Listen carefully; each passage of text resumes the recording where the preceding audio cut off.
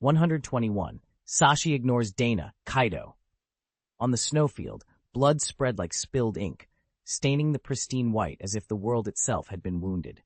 The screams behind Mariah, screams that had been masked by the thunder of his clash with Kaido, now pierced his ears like 1,000 needles. The confident smile that had sat on his face moments before froze. The fire that once burned in his eyes was replaced by the reflection of a small, private hell. Those who had just been cheering him on, convinced he would carry them to the summit, were being ripped apart like fragile dolls. A black, fiery wing swept through the ranks, and his most trusted navigator screamed as an unquenchable blaze consumed him, leaving only a charred lump where a man had stood. A dense hail of bullets tore through the formation. His proud battle captains burst into fountains of blood and collapsed by the dozens, without so much as a chance to strike back. An old comrade, one who had sailed beside him and sworn to see him crowned, was impaled through the chest on an ivory longblade and hoisted high, disbelief still frozen on his face. Massacre. This was no battle. It was a one-sided slaughter. He. Mariah made a strangled, incoherent sound, as if his throat couldn't hold what his eyes were telling him. His proud pirate crew, his trusted companions, lay utterly destroyed while he'd been locked on the strongest enemy. No, no! A wrenched, furious roar tore out of him, full of helplessness and rage. He abandoned his fight with Kaido and, becoming a black blur, tore toward the three disasters. Don't touch my crew! Shadows at his feet coalesced into jagged spears that shot toward Queen, who was firing wildly. Oh, still got time to worry about others? Queen sneered, stepping back as the Gatling in his other hand spat out even more intense flames. Mariah dodged awkwardly through the hail of bullets. He wanted to save them, but there were too many foes, and they were too strong. Then King materialized at his side, shouting, "Flame Emperor!" as his flame-wreathed leg came down like a battle-axe. Mariah jammed his saber up to block, but the blow's immense force sent him flying. He tumbled across the snow, rolling a dozen times before finally slamming to a halt.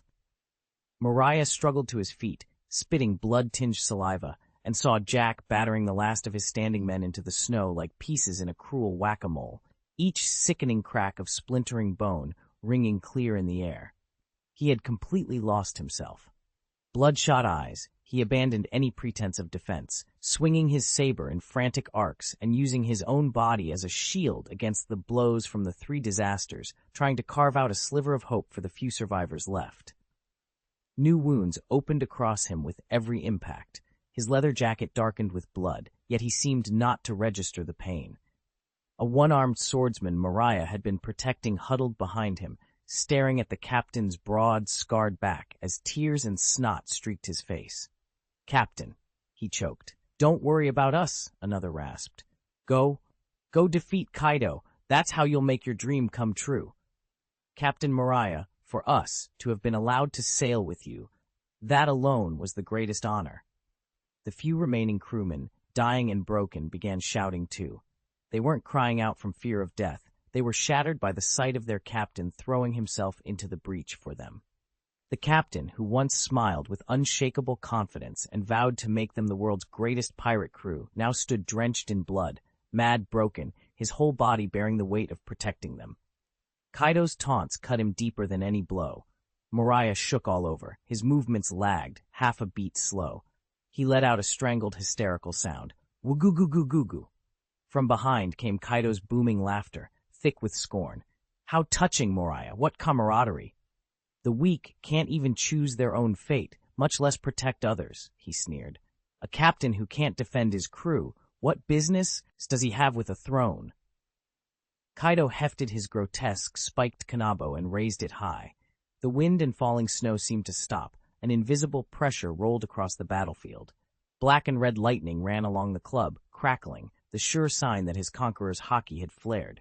"Rest with your comrades in the snow," he roared. "Thunder Bagua!" Perched on a cliff above, Kyle yawned, popped the last skewer of Odin into his mouth, and mumbled through a chewed bite. Call it after-meal digestion. A walk after eating, live to 99. Before he could finish, his figure disappeared from the giant rock. In the center of the snowfield, a cataclysmic blow came down. Mariah didn't even look up.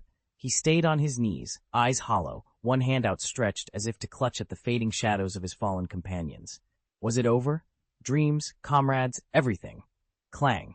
The bone-splintering pain he expected never came.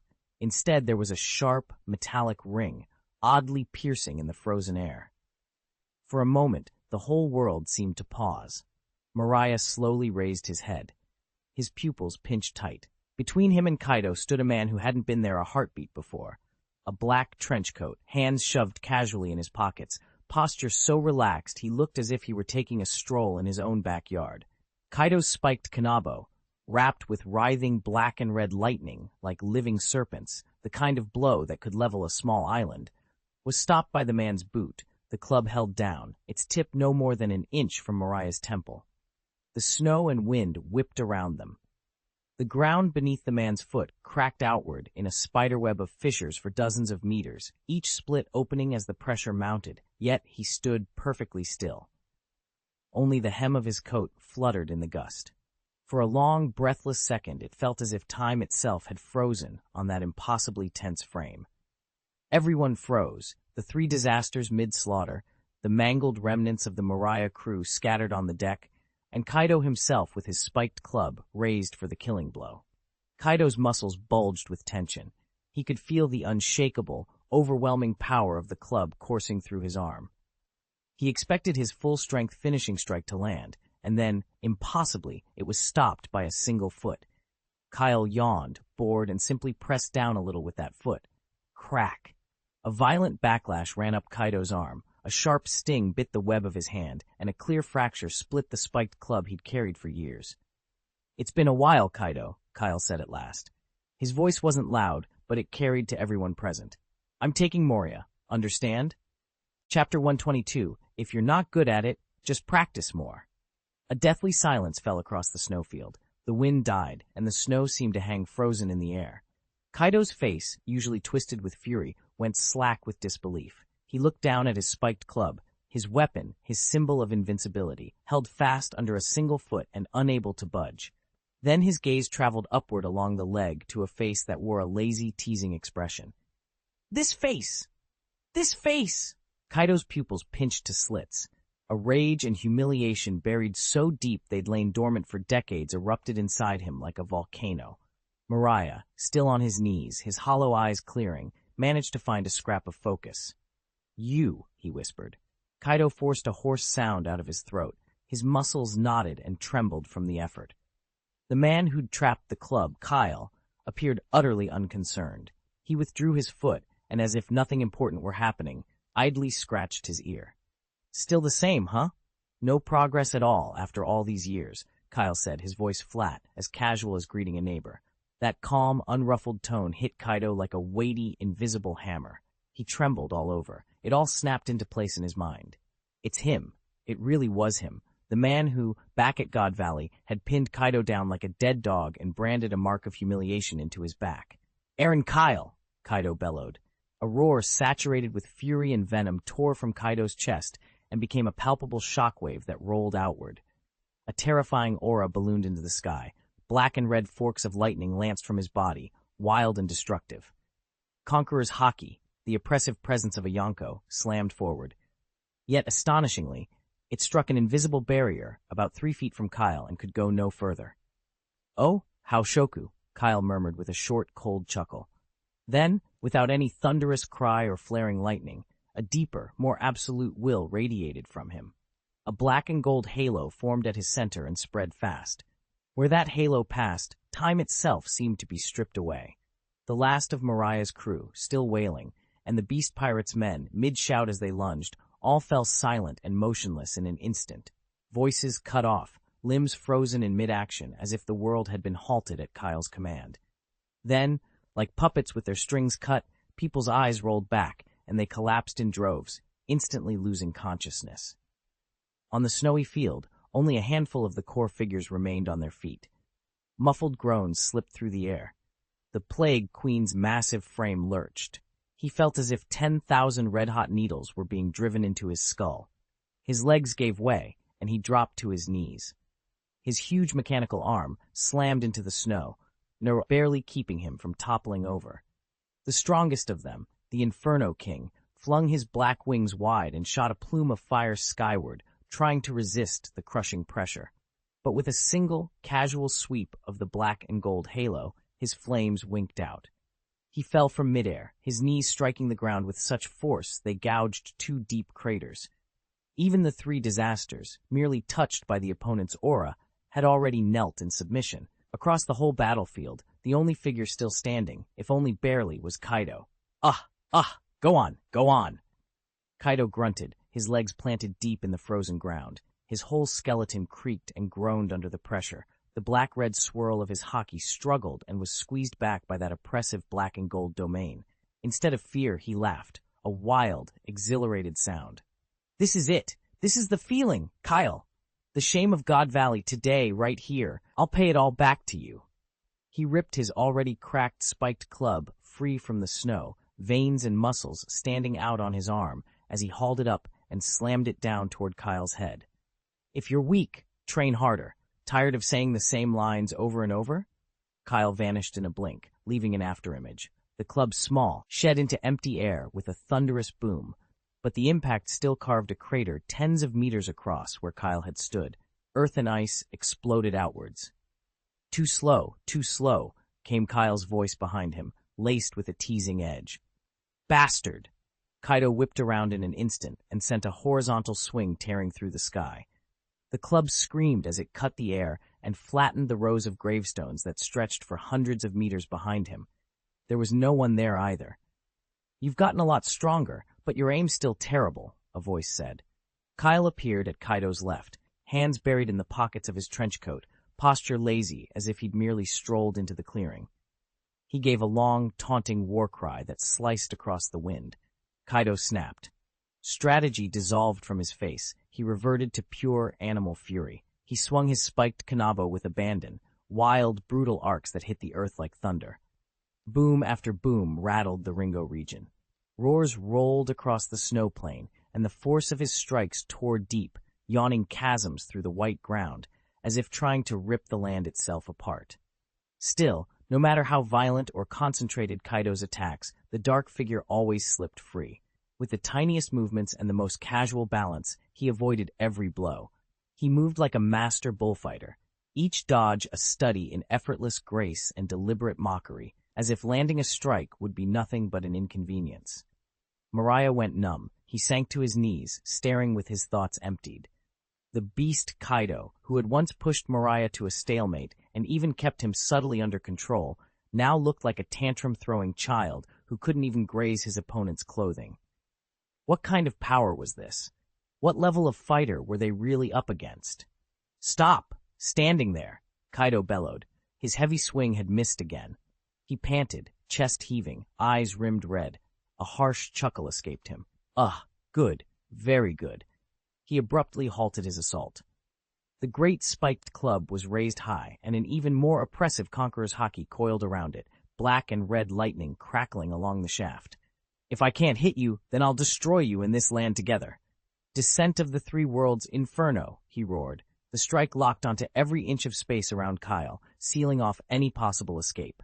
It was a blow designed not just to hit a man, but to erase the ground beneath him. Kyle finally removed his hands from his pockets. With casual precision, he extended his right hand and an antique naginata materialized as if summoned from thin air. Black Gold Conqueror's haki pooled along the blade, converging into a living, gleaming edge. All right, he said lightly. I'll play along. He swung. Where the two attacks met, there was no ordinary clang. There was an explosion of sound that ripped through the sky and rattled the bones. The collision unleashed a deafening roar. Shockwaves buckled the air, and the world itself seemed to waver. Black gold met black red in a violent, incandescent clash, and for a heartbeat the colors of everything around them bled away, as if the scene itself had been drained of life. A visible circular shockwave, centered on the two of them, rippled outward with brutal force. The earth seemed to scream. Thick snow vaporized instantly, hard frozen soil peeled back in ragged sheets, and the whole mountain trembled as if wrenched by a titan. Mariah, with the ground beneath him, was hurled through the air, tumbling end over end a dozen times before crashing down in a ruined heap. The three disasters were blasted backward as well, coughing up blood, their bodies thrown into the storm of wind, snow, and flying debris. When the dust and spray finally settled, Kyle still stood where he had been, trenchcoat flapping and naginata in hand, unmarked.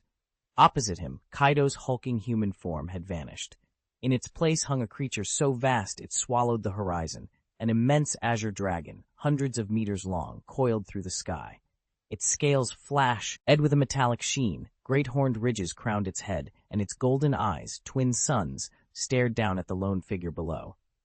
The air itself seemed to bow to its presence. Draconic power washed across the heavens, overwhelming and absolute. "Keep your head down! Keep your head down!" The warning cut through the wind as a thunderous roar filled the sky. Kaido, an immense azure dragon, coiled above Ringo, his bulk so vast it nearly blotted out the heavens. The fine snow that had been drifting fell into the violent updrafts and was swept high into the air.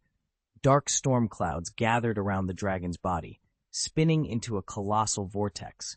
Purple bolts of lightning snaked through those clouds, muting the thunder with a low, hungry rumble. Every scale along Kaido's flank shone with a cold metallic glint. His whiskers whipped crazily in the gale. Those vertical pupils, like molten gold, locked onto the tiny ant-like figure on the ground. He had unleashed his full power. The wind and thunder answered his command. "Blast breath!" With a single flick of his tail, several azure slashes ripped through the sky. These were no ordinary gusts. They were highly compressed blades of air pressure, honed sharp enough to cut through anything. Where they went, the air itself seemed to tear open, leaving black rifts in their wake. The attack was the kind that could have split a mountain, but Kyle didn't even shift his feet. He simply flicked the naginata in his hand to the left. Something almost miraculous followed. An invisible ripple radiated from the tip of the blade, and the furious vacuum slashes struck it like currents meeting a whirlpool. Their courses instantly bent away. The blows whooshed past Kyle's coat, and farther off, cleanly sheared a huge chunk from a cliff hundreds of meters high. The cut left the rock face smooth as a mirror. Before he could take another breath, a deluge of lightning poured from the vortex of thunderclouds overhead. Thunder Bagua, purple bolts, thick as ropes, braided themselves into a vast net and slammed down, enveloping a 100-meter radius around him, meant to reduce him to charcoal. Kyle glanced up at the dense lattice of electricity, a flash of impatience tightening his lips. He traced an elegant semicircle with the naginata. A ring of electromagnetic ripples, invisible to the eye, spread outward. The rampant thunder seemed to meet its master and for a single eerie instant froze in midair. Then, as if guided by an unseen hand, they all changed course and tore into the untouched snow nearby. The ground shuddered, rumbled. Deep, charred craters opened across the plain, black smoke twisting with white steam into a nightmarish haze. 2 probing strikes were blown aside as if they hadn't even happened, and that ease only fanned Kaido's fury. He drew a long, terrible breath. His dragon neck craned upward, and a blinding light flared in his massive chest, like he had swallowed a sun. The next instant, a searing torrent of energy, hot enough to blur the air, exploded from his maw. "Borrow breath!" The dragon's flame, godlike in its wrath, swept the snowfield. Where the beam passed, the ground was gouged into a deep ravine, and the frozen earth liquefied into rivers of molten crimson. The infernal heat met the bitter cold of ice and snow, and the collision produced a billowing steam that blotched out the sky, swallowing the battlefield in a whiteout. Inside that choking fog, visibility dropped to less than half a meter. Kaido's dragon head phased in and out of the mist, enormous golden pupils sweeping the foggy sea as if trying to locate a single presence among 1,000. Then Kyle's lazy voice came, impossible to place, heard from everywhere and nowhere at once, drifting through the haze. "Why are you just like that, Kid Bullet? Bigger doesn't always mean stronger." Kyle's form appeared and vanished in the distant mist, as if he treated the gigantic dragon like an annoyance. He sounded almost bored as he continued to himself. "If my timing's right, Bullet should have finished his Marine Buster Call feast and checked into his VIP cell at Impel Down by now." At the name Bullet, Kaido's golden eyes snapped shut, his pupils contracted as if struck. Before he could recover, Kyle's tone shifted. The lazy drawl fell away and an unmissed, Akabal authority flooded the air. resonant enough to ring through the entire misty sea. There's one thing I can't stand, and that's someone looking down on me with that condescending gaze from above. So, lower your head! Before the last word had even faded, the whole scene changed in an instant. The dense fog that had smothered the snowfield and the black coils of cloud above were suddenly ripped open by a massive hand. A brilliant golden light, like the first light of creation, shredded through the mist and clouds, stabbing into the gloom and turning the dim world as bright as day. "What is that?" Moriah cried, shielding his eyes with an arm. Peering through his fingers, he saw a sight he would never forget. Before Kaido's vast dragon body stood a colossal apparition whose majesty defied description. A towering figure, crowned like a monarch, clad in burnished golden armor, with the solemn bearing of a heavenly general. It rose higher than the clouds. Kaido's own, several hundred-meter-long form seemed almost small beside it. The golden-armored general lowered its gaze with a calm, divine indifference to all life, then slowly lifted a palm the size of an island. Kaido felt it, an irresistible, absolute pressure that reached down into the depths of his soul. Everyone stood frozen, mouths open, as a gigantic golden hand, moving with a deceptively slow inevitability, clamped around the azure dragon's neck. It was as if the beast had been picked up like a loach. Then the hand slammed it down with overwhelming force. The impact roared across the land. Wano country, no, the entire nearby sea, shuddered. The snowfield exploded inward, collapsed into a bottomless meteor-like crater, and spiderweb cracks radiated to the horizon. At the pit's bottom, the once sky-blotting dragon lay buried in stone. Its blue scales were dulled, torn flesh and scorched marks streaked its body. The massive head hung at an odd angle, eyes rolled back, completely unconscious. The golden light and the ghostly image of the divine general slowly faded, leaving only the yawning chasm and the man standing at its rim. He kept his hands in his pockets as his trench coat snapped in the wind. Chapter 124. Next time, breathe directly into Das. The dust settled slowly, and the biting wind began to howl across the snow-swept plain, whipping up scorched soil and shards of ice. The giant meteor crater gaped like a grotesque scar carved into the earth. The Plague Queen lay sprawled at the bottom, his corpulent form broken and inert. His vaunted mechanical arm was twisted and mangled from the shock, sparks jumping from exposed joints. Drool dribbled unconsciously from the corner of his mouth as he stared up at the figure standing on the crater's rim, his gaze one of raw, animal horror, looking at a monster. The Wildfire King fared a little better. He knelt on one knee, gasping beneath his mask. His black wings hung limply behind him, the flames long extinguished, and for the first time fear flitted across his sharp eyes. Their captain, Kaido, who would one day be famed as the strongest creature in the world, had been knocked back into his original form and lay unconscious from a single strike. One blow. It was beyond anything they could comprehend. Moriah knelt a short distance away, his mind a hollow, blank space. He stared first at Kaido, sprawled at the bottom of the pit, then at the man in the trench coat whose garments snapped in the wind. His lips trembled, but no sound came out. It wasn't hatred or joy, only a reverent shiver, the animal awe that rises in the presence of absolute power. "If I killed him now," the man said softly, "the future would be too boring." His voice was low, but it carried to every ear that still functioned.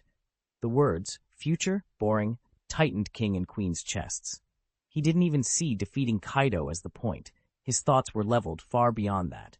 Kale stopped paying any heed to the two calamities who had been stripped of the will to fight. His gaze swept over the ruined battlefield and settled on Moriah. He didn't bother to approach. With a single casual flick of his hand, a gentle ripple spread outward, resolving into an invisible breeze.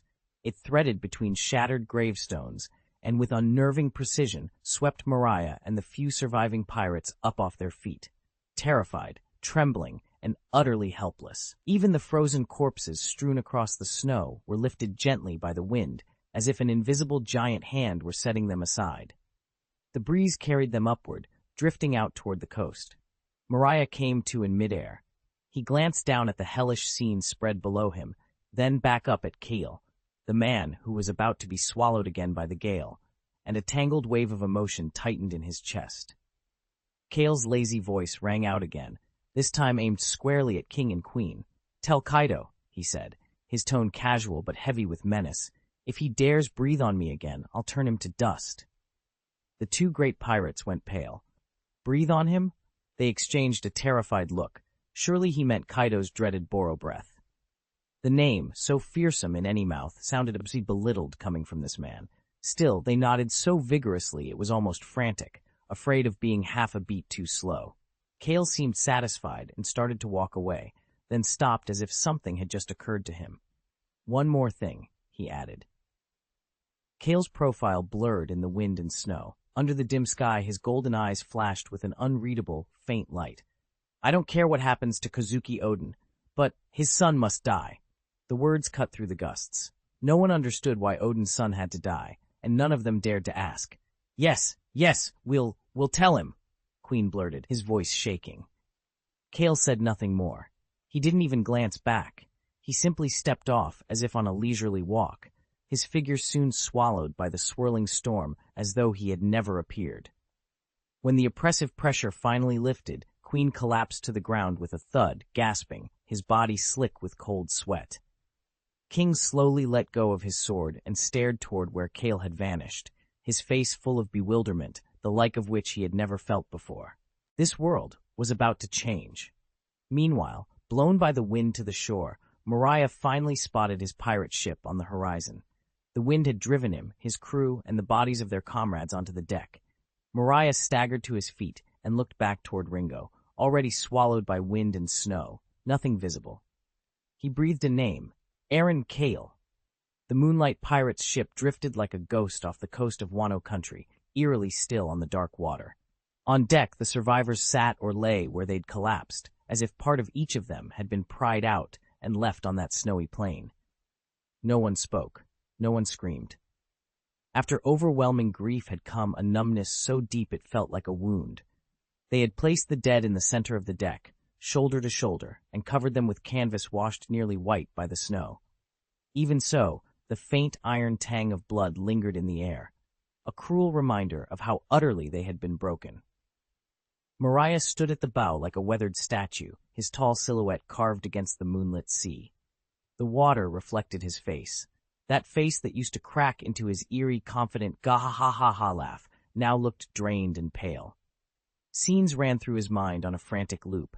It hadn't been Kaido's island-shattering club. It hadn't been the Boro breath that melted through everything. It wasn't those things at all. Whatever had cut them down was something else entirely, something Mariah could not name. He stared out into the storm and whispered Aaron Kale's name again, as if speaking it might conjure an answer. He had to know what had happened and who had done this. It had been the helmsman's startled face as a blade of wind split him in two. It had been the navigator, turned to charcoal by lightning, still screaming, "Captain, run!" as he burned. It had been the coward who always hung back to take potshots, now cut to pieces on the deck. He couldn't remember all their names anymore. He only remembered that they were dead. "Captain!" A bandaged officer approached him carefully from behind, his voice raw. "We should leave this area of the sea. Let us heal first, then we can." "Then we can what?" Mariah finally said. "We can come back, avenge our brothers." The officer forced the words out, trying to sound brave. Mariah turned slowly. Moonlight threw his shadow across the man, swallowing him. A grin, crueler than any scream, split his face. "Avenge them?" He let out a harsh laugh. "With what? With your life? With mine?" He stretched out a huge hand, pointing to the row of mounds in the center of the deck. "Tell them," he said. "Tell them you want revenge. Ask them if they'll let you go to your deaths for it." The officer fell silent, speechless and bloodless with shame. His face flushed red, helpless. Mariah's voice fell to a whisper. "Watching you all die one by one, and I could do nothing. This is what I, your captain, brought upon you." Involuntarily, another figure rose in his mind. A man with black hair and golden eyes. Before that man, Kaido's island-shattering strike looked like a child's toy, casually brushed aside. Even Kaido's proudest, strongest form was no more than a ridiculous loach, hurled from the sky and smashed into the ground. That was power, absolute power, the kind that could lay down rules and rewrite outcomes. "Captain, we're not afraid to die," one of the crew cried. "Yes, as long as we can follow the captain. the others shouted in unison. The survivors pressed close, shouting, their eyes alight with a fierce, unwavering loyalty. Seeing those familiar faces and the absolute trust in them, Moriah finally broke. His enormous frame trembled. The nearly 7-meter-tall man sank down like a child, covering his face with his huge hands. Through his fingers came broken, helpless sobs. "Don't follow me anymore," he choked. "Please, don't follow me anymore." A few days later, Moriah personally buried the last of his fallen comrades. When it was done, he disbanded the crew. He handed out the ship's remaining treasures to the survivors and, with an almost imperious tone, urged them to leave, go somewhere safe, settle down, marry and have children, or become wealthy gentlemen. In short, forget being pirates, forget him, their useless captain, and live well. The crew wept and refused to go. In the end, Moriah used his shadows to herd them, one by one, into the small boats he had prepared earlier. "From this day forward, the Moonlight Pirates are disbanded," were the last words he spoke to them. When the boats were gone, he was the only one left. He stood alone in the graveyard as a cold wind drove snow and dust against his face and felt nothing. He swore he would never endure that kind of despair again, watching his comrades die and being powerless to stop it. He wanted to be stronger. Not for some laughable title of Pirate King, not for endless riches, he simply refused to lose anyone ever again. Deep into the night, Moriah loomed like a giant specter before the tomb of Shimotsuki Ryuma. Without hesitation or ceremony, he drove his hands into the frozen ground and pried open the ancient stone coffin. Inside lay a samurai, no longer flesh and blood, only a desiccated skeleton, quiet and still. Beside it rested a pitch-black katana, the blade patterned in shapes that looked like licking flames. Moriah reached out and took the sword in his hand. A cold, powerful aura shot up his arm through the hilt. "Meito Shusui," he whispered the name, then slung Ryuma's skeletal body and the sword over his shoulder. He laughed, low and bitter. "From today on, you'll be my companion." He was about to leave that unlucky place when a faint cry, so soft it was almost swallowed by wind and falling snow, reached his ears. Moriah paused and cocked his head to listen. The sound came from a nearby abandoned village. He frowned.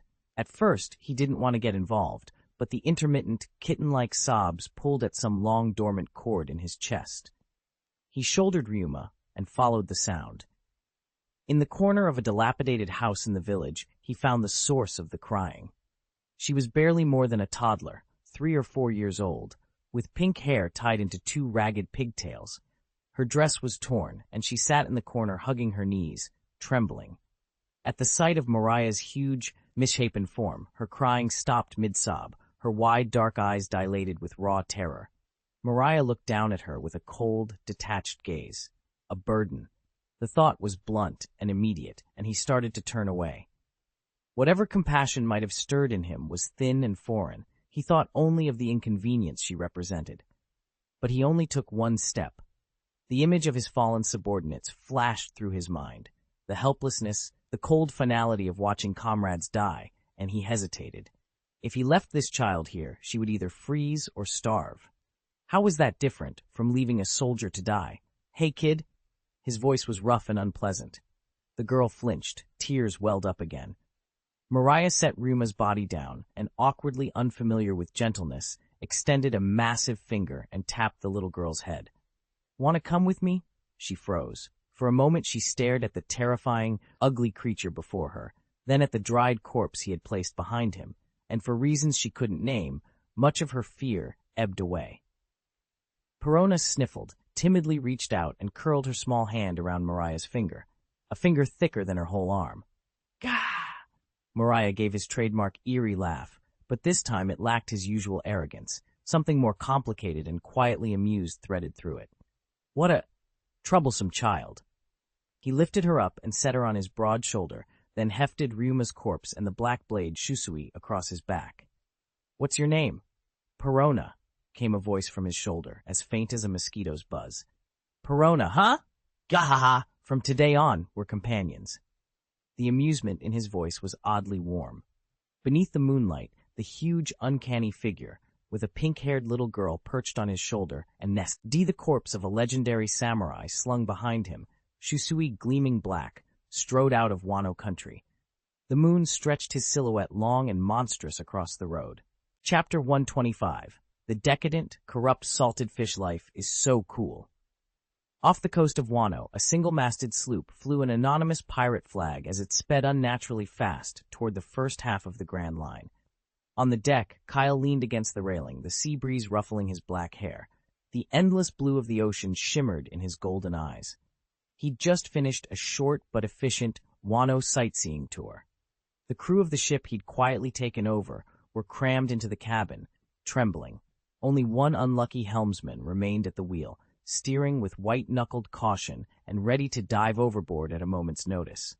Really, was all that panicking necessary? I'm not going to eat you. I'm a reasonable guy, Kyle thought wryly.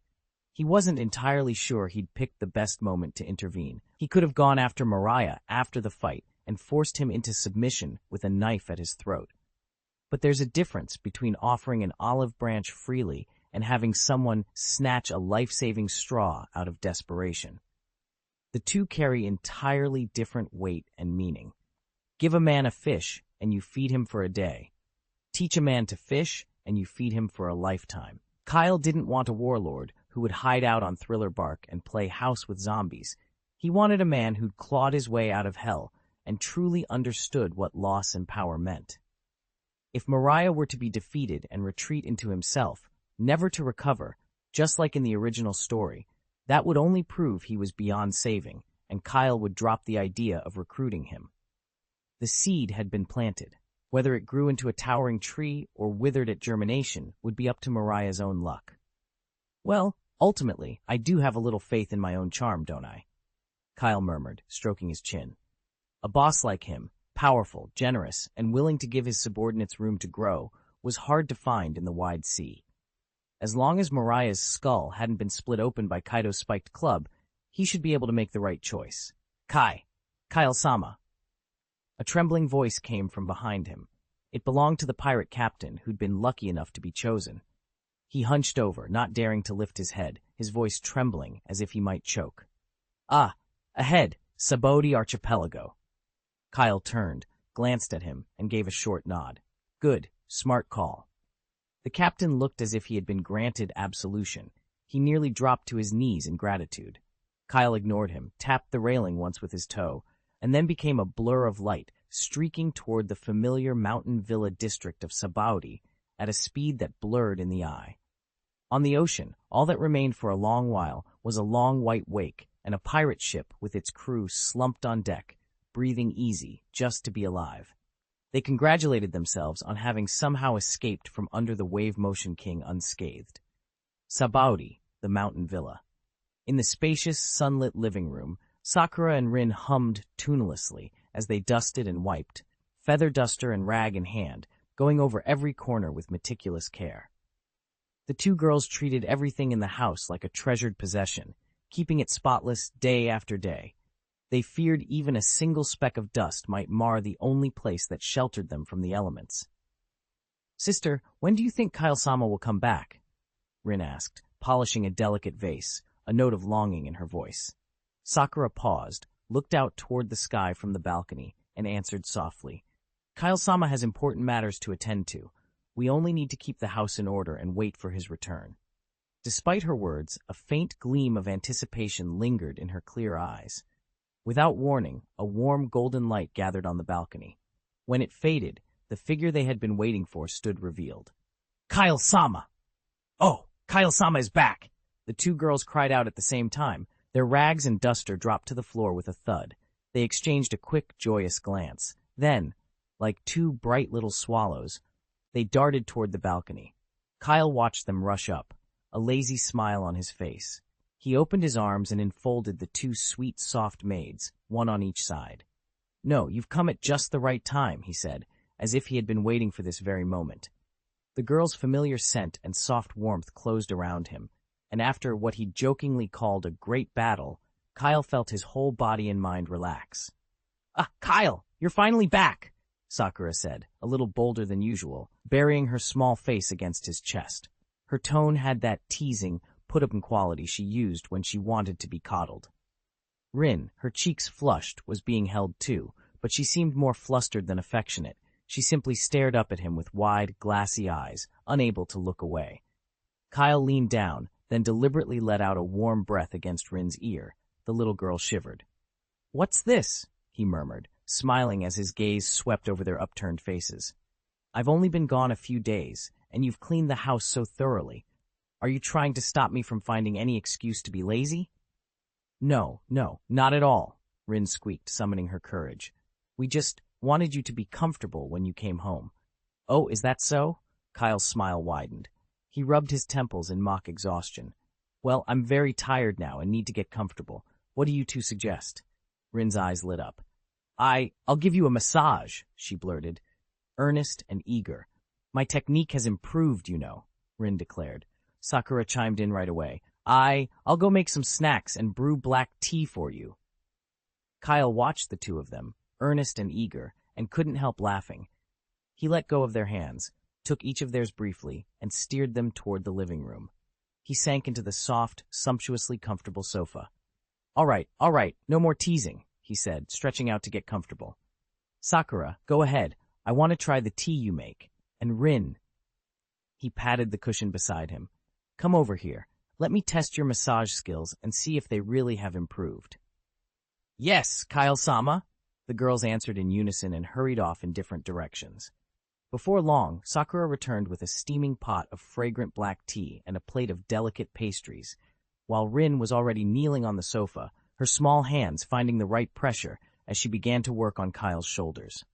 Kyle closed his eyes, letting the long-awaited peace and comfort wash over him. The scent of the girl's hair and the rich aroma of black tea filled his nose. Quiet whispers from the maids and the chirping of birds beyond the window filled his ears. The weight resting on his shoulders erased the last of the travel fatigue. This is life. Who cared about 4 emperors, the world government, or the pirate king when you could lounge in your own villa, being waited on by adorable maids? A decadent, lazy life was the best. He suddenly remembered something, opened his eyes, and asked Sakura, who was handing him a teacup, "By the way, did Karen come by while I was away?" Sakura cocked her head and thought for a moment. "Karen-san came twice. You weren't here, so he left some documents. He said they were for you to look over when you returned." She slipped into the study and quickly returned with a neatly organized stack of papers. Kyle took them and flipped through casually. He had to admit, Karen was talented. The files outlined the various reforms and accomplishments in the Sabaudi underworld over the past weeks. The New Order maintainers had already taken shape. They hadn't just wiped out the slave trade, they'd set up a reliable system for resolving commercial disputes, and even the collection of those troublesome public security management fees was now regulated and traceable. Sabaudi's underworld, once chaotic and untamed, was visibly being reorganized into something that looked more like a corporate operation. "This guy really runs the underworld like a business," Kyle said with a wry chuckle. "A new world top 500 company is probably next." Sakura topped off his black tea and laughed softly. "Karen must really want your blessing." Kyle leaned back on the sofa and kept reading. The earlier entries were almost all good news. A World Nobles casino shut down for failing fire safety standards, the head of a human trafficking ring who'd accidentally choked on a champagne cork in his own bed, stories that made Kyle smile. But when he turned to the last few pages, the smile faded and his brow lifted in concern.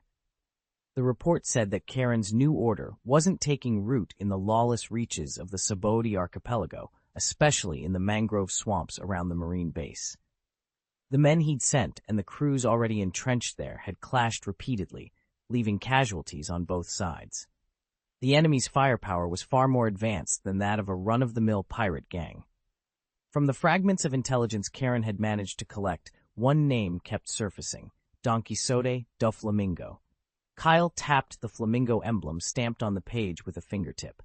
A cold light slid across his golden eyes. Doflamingo, soon to be a Shichibukai, the king of Dressrosa, the biggest middleman in the underworld, had reached that stretch too far. He needed to be slapped down. Sabaudi sat at the end of the first half of the Grand Line, the gateway to the New World. Its position made it a prize every power wanted a piece of. It was only natural for someone like Doflamingo to have business here. Natural or not, this territory had been claimed. It belonged to Aaron. "Kyle, have you had any trouble?" Sakura asked, sensing the subtle shift in his mood. "Trouble?" Kyle chuckled, closing the document and tossing it aside. "Not really. Just a noisy bird that thinks changing its perch lets it flap its wings however it likes." He lifted his teacup, blew on the surface, and took a slow sip. "Looks like I'll have to pay him a personal visit in a couple of days, teach him some manners, and give him a little warmth." Sakura and Rin exchanged a look and nodded, half understanding. They trusted Kyle. If he said something would happen, it would. Having finished his work, Kyle reached for the stack of newspapers Sakura and Rin had collected and organized for him while he was away. Rin began a perfectly measured shoulder massage. Feeling the tension ease, Kyle idly scanned world news. He yawned and flipped through the pages until his eyes stopped on a small, unremarkable column. Shocking! The tomb of Wano country's legendary sword god Ryuma of the Shimotsuki family robbed a few days ago. The famous sword Shusui and the samurai's remains are missing. Kyle stared at the headline and felt his expression shift. He could already see Mariah in his mind. Lugging a coffin and a black blade, the moonlight catching on the edge as he cackled. "Kishishishi," Kyle snorted. "A grave robber, huh?"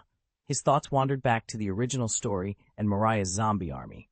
That man's obsession was to collect the corpses of powerful people, fit them with other people's shadows, and turn them into obedient subordinates. He'd reanimated not only Shimotsuki Ryuma, but even legendary pirates from the Rocks era. Names like Captain John and Silver Axe came to mind. Kyle could almost hear Mariah boasting, "Corpses?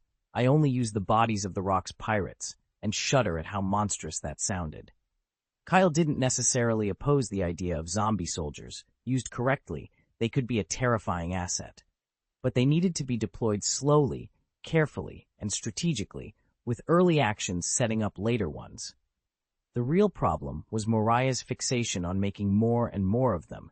That single-minded pursuit meant he was neglecting his devil fruit development and honing his haki. The shadow fruit still has huge untapped potential. Even now, when you start thinking about all the little tricks and refinements it could bring, your head fills with possibilities. I glanced over at Mariah and couldn't help snorting. "So, Mariah, you want to become a shadow wielder now?" "Not." He just glowered and rearranged the row of action figures on the table like they were part of a battle plan. Watching him fuss over plastic toys with that much intensity, I had to smile. You really can say one thing for certain. Being addicted to action figures is bad for your dignity, and apparently for your life choices too. Chapter 126. Be My Shadow, Mariah. A few days later, on the Sabadi archipelago. The sun was high and bright. Bubbles from the bubble corals drifted lazily into the sky, iridescent and carefree. The lawless district still buzzed with the same racket and chaos as always. Yet to those who listened with more than their ears, something else hung in the air. An unexpected scent of order. A shabby single-masted sloop lay tied up at the pier, moored in the furthest berth from the marine base, deep in the district's roughest quarter. At the bow stood Gecko Mariah, tall and immobile, his long shadow almost swallowing the tiny boat. A sea breeze teased his threadbare but tidy clothes. The cuts and bruises from a few days ago had mostly healed, but the sting of that crushing defeat remained carved deep inside him. "Moriya-sama." A small, hesitant voice came from at his side. He looked down. Perona, her pink twin pigtails bobbing, clung to his pant leg. Her large, dark eyes darted around nervously, taking in the strange new place teeming with living, breathing people, so different from the isolated corners she preferred. "Stay on the ship. Don't go anywhere." His voice was low and hoarse. He settled Perona by the cabin door, then stepped ashore on the Zhangbo Islands without hesitation. He was going to see that man, Aaron Kale. The name had become a curse that haunted him. Every midnight he woke to the same nightmare. First the image of his companions dying, then that man casually slamming the so-called strongest creature into the ground. Alongside the despair, a single stubborn hope had begun to grow. Now he stood below the villa on the hill, staring at two expressionless guards in black suits at the gate, and a long dormant trepidation rose in his chest.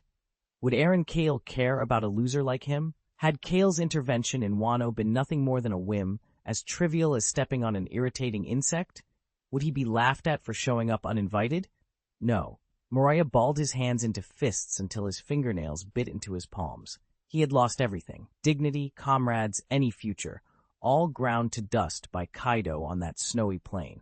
All that remained was this damned life and an obsessive determination to get stronger, whatever it took. He wanted power, enough to protect himself, enough to make sure he never lost anything again. Only by following that man could he get it. "My name is Gecko Moriah," he said as he approached the guards. His massive frame radiated a crushing presence, but his voice was low and calm. "I have come to request an audience with Kale-sama, Aaron Kale." The guards exchanged a look, unimpressed by Moriah's unusual appearance and bulk. One of them picked up a transponder snail and murmured a few words into it. After a moment, he set it down and made a small gesture toward the villa. "Kale-sama is waiting for you inside." Moriah said nothing further. He pushed the heavy villa door open on his own. Creak, bang, it shut behind him with a dull thud, sealing out light and sound from the world beyond.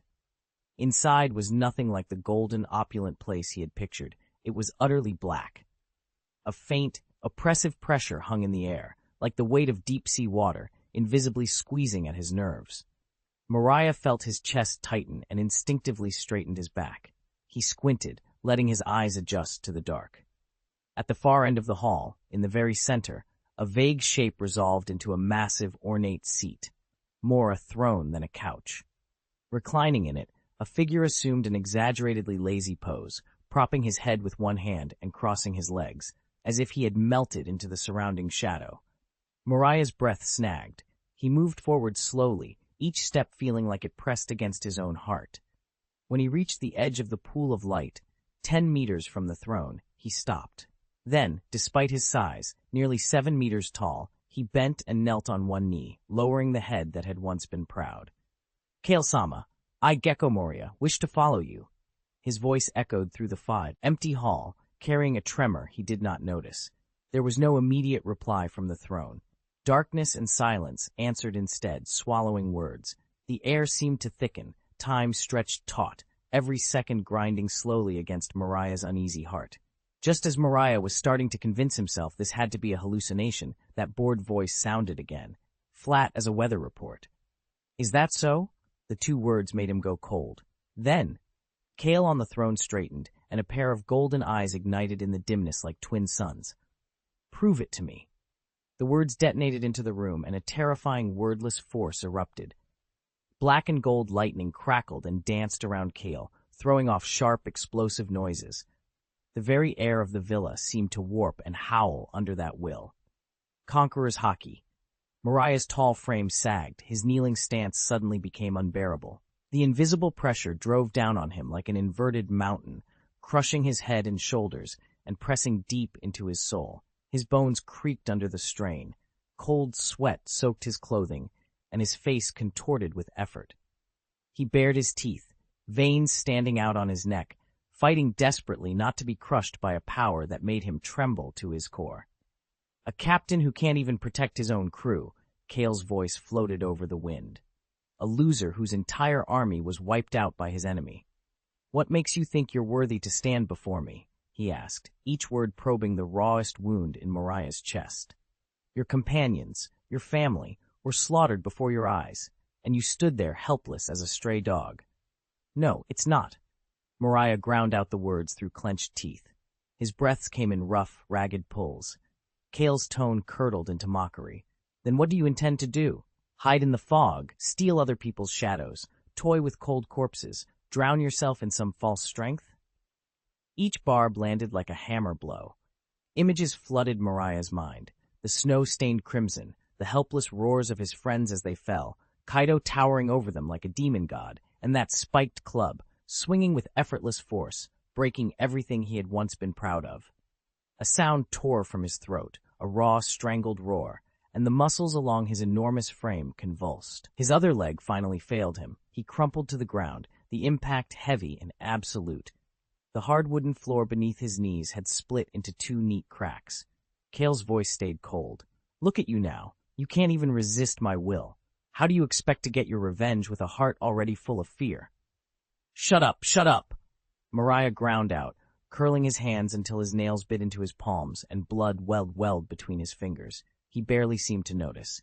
Pain, regret, helplessness, despair surged like a breached dam, threatening to wash away his mind. No, he could not collapse here. If he fell now, everything would truly be lost. He had already lost so much, he would not let this last chance slip away. He lifted his head, bloodshot eyes fixed on the blurred figure on the throne. I want power. I want to be stronger. I want absolute power in my own hands, to control everything. I won't go through that again. Watching my comrades die while I'm powerless. I will never, never lose anything again. He roared the words until his throat burned, each one a revival of the obsession that had been crushed and now flared anew. Just when his emotions and resolve reached their peak, something shifted. A faint buzzing, then the emergence of a nascent, fragile, yet stubborn will. Under Kale's abyssal, black and gold Haoshoku pressure, it was like a seed forcing its way through tons of earth. Small, reluctant, but undeniably alive. A fledgling conqueror's haki. For the first time, genuine appreciation flickered in Kale's golden eyes.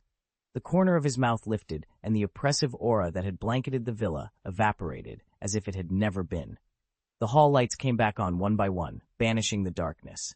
Mariah gulped, D for air, drenched in sweat and utterly disheveled, but there was a new light in his gaze, something different, steadier. Kale rose from the throne, a frank look of approval in his golden pupils. He moved toward Mariah, his slender silhouette outlined by the soft light, a faint smile on his face. Then he reached out his hand. I acknowledge your will, Kale said. Mariah looked up at the hand before him. It wasn't especially large, but it seemed to hold the weight of the world.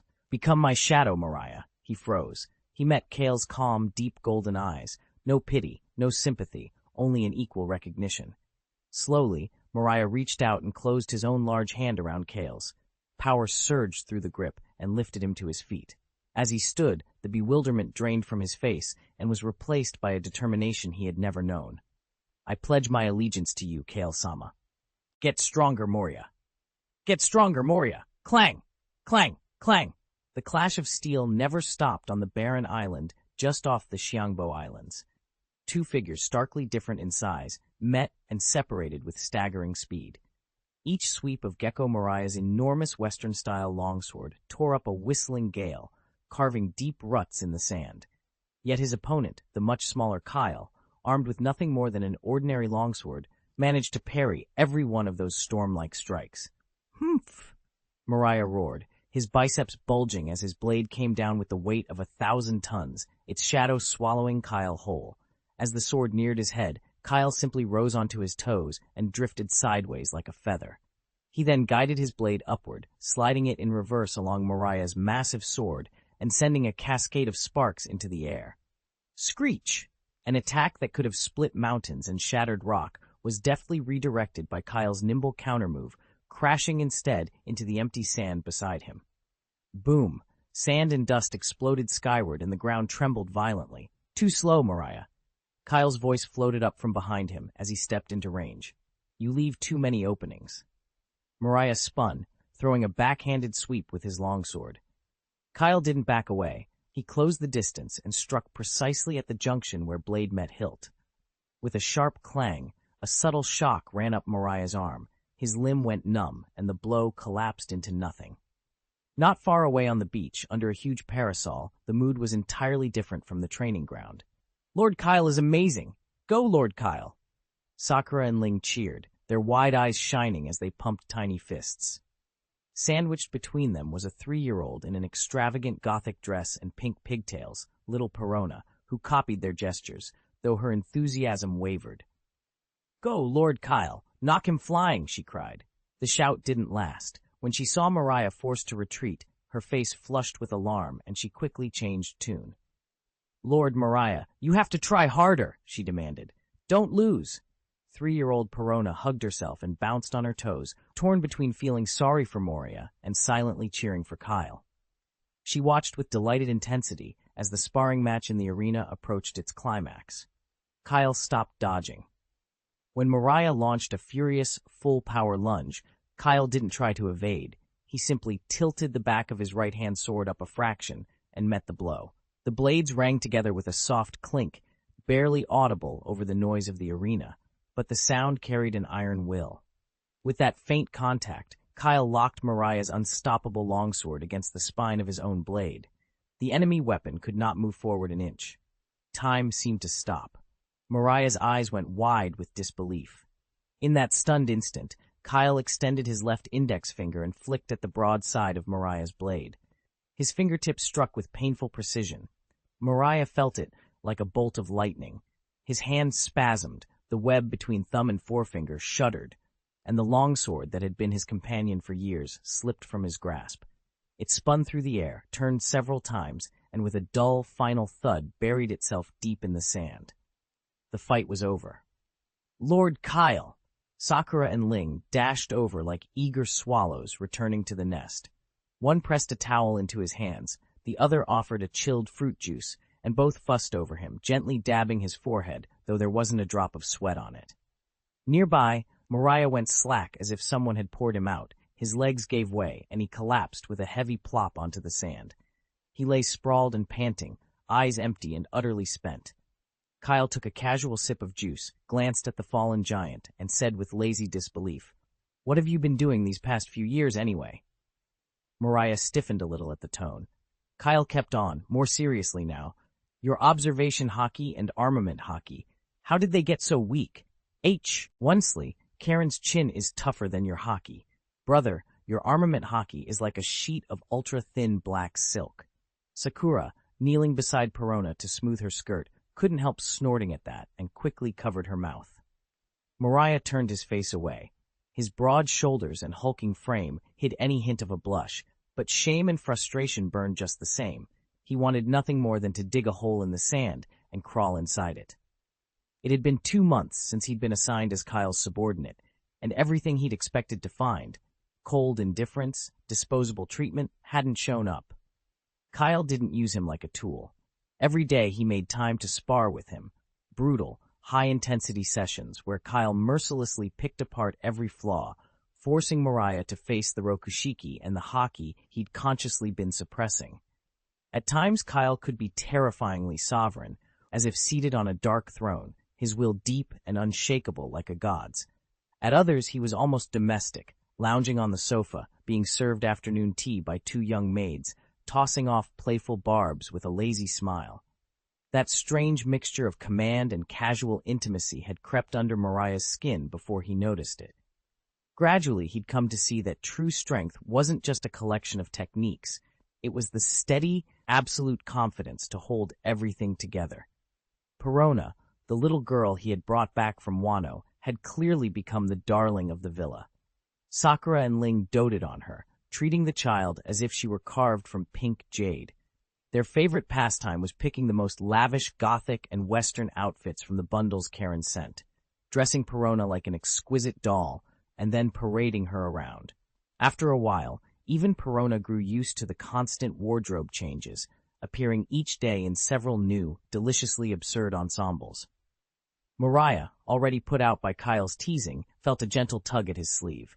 He looked down to find Perona squatting beside his head, her big, dark eyes full of worry. "Lord Mariah, are you all right?" she asked in a soft, sweet voice that sounded like a clear spring and ran straight through his battered heart. He was silent for a moment, then answered hoarsely, "I'm fine. It's just, tomorrow the training might be even tougher." Kyle, having handed the empty juice cup back to Sakura, sauntered over to where Mariah lay sprawled on the ground and gave the giant's arm a casual prod with his toe. "Hey, you still breathing?" he sneered. "Don't play dead. We're not finished training yet." Mariah's eyes shifted a fraction, but he couldn't even lift his lids. A faint, hoarse sound escaped him. A dry laugh followed. "Alive," he rasped. "Feels like. I died again." Kyle shrugged, unconcerned. "Good. You'll get used to it after you die a few more times." There was a bluntness to Kyle's words that landed on Mariah as hard as any strike. He went rigid, then fought to push himself up on his arms. His enormous form slumped on the sand, a defeated shadow against the shoreline. He sat in silence for a long time, as if arranging his thoughts or drawing up the courage to speak. "Kyle," he finally said, his voice rough. "At Marineford when you left, that blow you aimed at Garp and Sengoku," he trailed off. In his bloodshot eyes was a strange mix of awe, bewilderment, and something like hunger. That blow, no, that power was beyond ordinary comprehension, an embodiment of destruction that could upend the world. That! Kyle shoved his hands into his pockets and glanced up at the sky. That's Haoshoku, Conqueror's Haki, coding. Haoshoku? Mariah repeated the unfamiliar word, bewilderment in his eyes. A technique only a few Conqueror's Haki users can master, Kyle added, a familiar half-smile tugging at his mouth. You can't use it. Your Conqueror's Haki is too weak. Mariah felt as if he'd been stabbed all over again. He had just awakened his Haoshoku. Before he could even enjoy the pride of being 1 in 10,000, he was told his talent wasn't good enough. As if to rub it in, Kyle went on, At best, your Conqueror's Haki can only clear out small fry, or maybe scare little Perona, perhaps. Little Perona isn't scared at all. Ling, who was nearby tying a bow on Perona's tiny parasol, puffed out her cheeks and snapped. Perona nodded vigorously, tiny fists balled up in determination. Mariah's expression fell completely. Seeing Mariah's utterly defeated expression, Kyle let go of his playful act.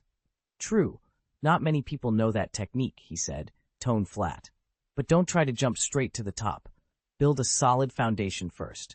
Focus on your Haki. Garp's armament Haki, in terms of raw destructive power, isn't much weaker than a Haoshoku coating. Garp, the name made Mariah's pupils tighten. That marine hero, the man who had dragged the Sky Emperor from the heavens with nothing but his iron fists, represented a different extreme of strength. Kyle's expression sharpened, and his gaze landed on Mariah. His golden eyes glinted with a knowing light. Instead of chasing what you can't reach yet, he said, you should be concentrating on your own abilities. Mariah found himself staring at his hands. Kyle didn't soften his words. You're wasting the potential of your shadow fruit, he said bluntly. With that said, Kyle turned away and strolled toward the girls clustered under the beach umbrella. All right, ladies, outdoor activities are over for today. Let's go home for afternoon tea. Yes, Lord Kyle, Sakura and Ling answered cheerfully, quickly gathering their things. The setting sun bathed the beach in warm orange light. Kyle held Sakura's hand in one hand and Ling's in the other, Perona perched on his shoulder. The four of them cast long shadows across the sand as they slowly walked away. On the deserted island, only Gecko Mariah was left behind. After an indeterminate moment, he slowly lifted his head and looked down at his shadow, stretched impossibly long by the fading sun. Where his eyes had once shown only despair and regret, a new, unprecedented fire now burned. Gah! The low laugh broke the silence. No longer the dry, defeated sound it had been, but sharp with feverish excitement. He pushed himself up.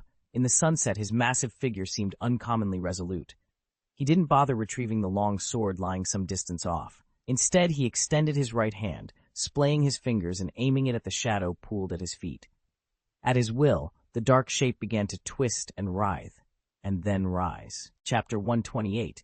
My black knife is already thirsty. The setting sun drenched the villa in warm gold, a welcoming contrast to the barren training grounds on the island. Life hummed here where it was sparse elsewhere.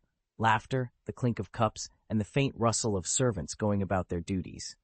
As Aaron Kale and his group crossed the main gate, the sweet smell of black tea and biscuits drifted out to meet them. Welcome back, Lord Kale, the suited guard at the gate said, bowing. There was a tightness to his face that didn't match his polite words. Aaron smiled, but kept his tone light. Perona, half asleep on his shoulder, was almost drifting off. He handed her to Sakura with a careful, familiar motion. Rin took the other side, and together they eased the little girl from his arms. One held her close, the other bent to peel off her sand-dusted shoes and brush bits of grit from her socks. What's the matter? You look serious, Aaron asked, drying his hands with the towel Rin offered. The guard straightened and reported crisply, Lord Kale, for the past few days there has been a young swordsman loitering near the villa. A swordsman?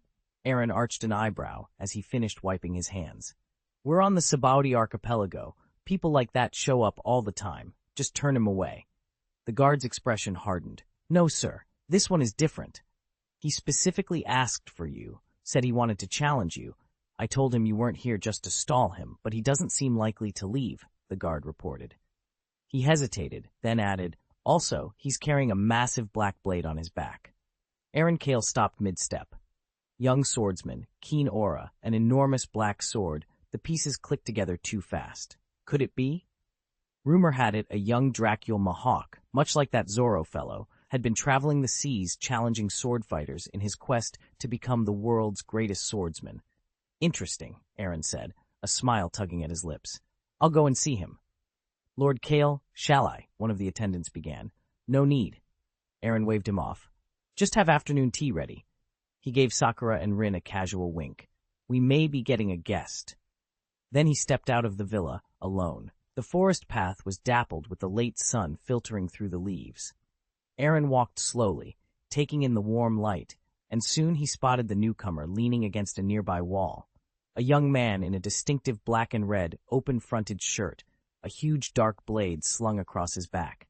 He was propped against the wall, arms folded, appearing relaxed, yet an unmistakable aloofness radiated from him, a clear signal for others to keep their distance. The most striking thing was the enormous cross-shaped hilt on his back, absurdly large compared to his frame. It wasn't mere ornamentation, but the hilt of a sword, a supreme-grade blade of astonishing length, its metal black as night. His face betrayed no excess emotion, only his eyes, sharp and hawk-like, were fixed on the villa as if they could see through stone and pick out a single target. He was not yet the world's strongest swordsman, still hunting powerful foes to sharpen himself, and would one day be named a Shichibukai. Some even whispered that he would be counted among Buggy's so-called imperial fathers. This was the young Dracul Mihawk. Footsteps broke the silence. Mihawk glanced over, and his hawk eyes locked onto the newcomer. Aaron Cale? His voice came, deep and magnetic. Young man, that's rude. You should call me senior. Do you need something? Aaron Cale stopped a few paces away, a habitual, easy smile on his face. He worried, briefly, that the man would sneer. Young man, what village are you from? Instead, Aaron Cale only said, I've heard your name. Dracul Mihawk straightened slowly. Something like an invisible blade seemed to radiate from him. You cleaved Marineford, he said, each word calm but edged with steel. His eyes fixed on Aaron Cale. The hunger to fight flared bright and fierce. He had read the newspaper, the single strike that had split Marineford, and understood at once that Aaron Cale was a mountain he would have to climb on the road to becoming the world's strongest swordsman.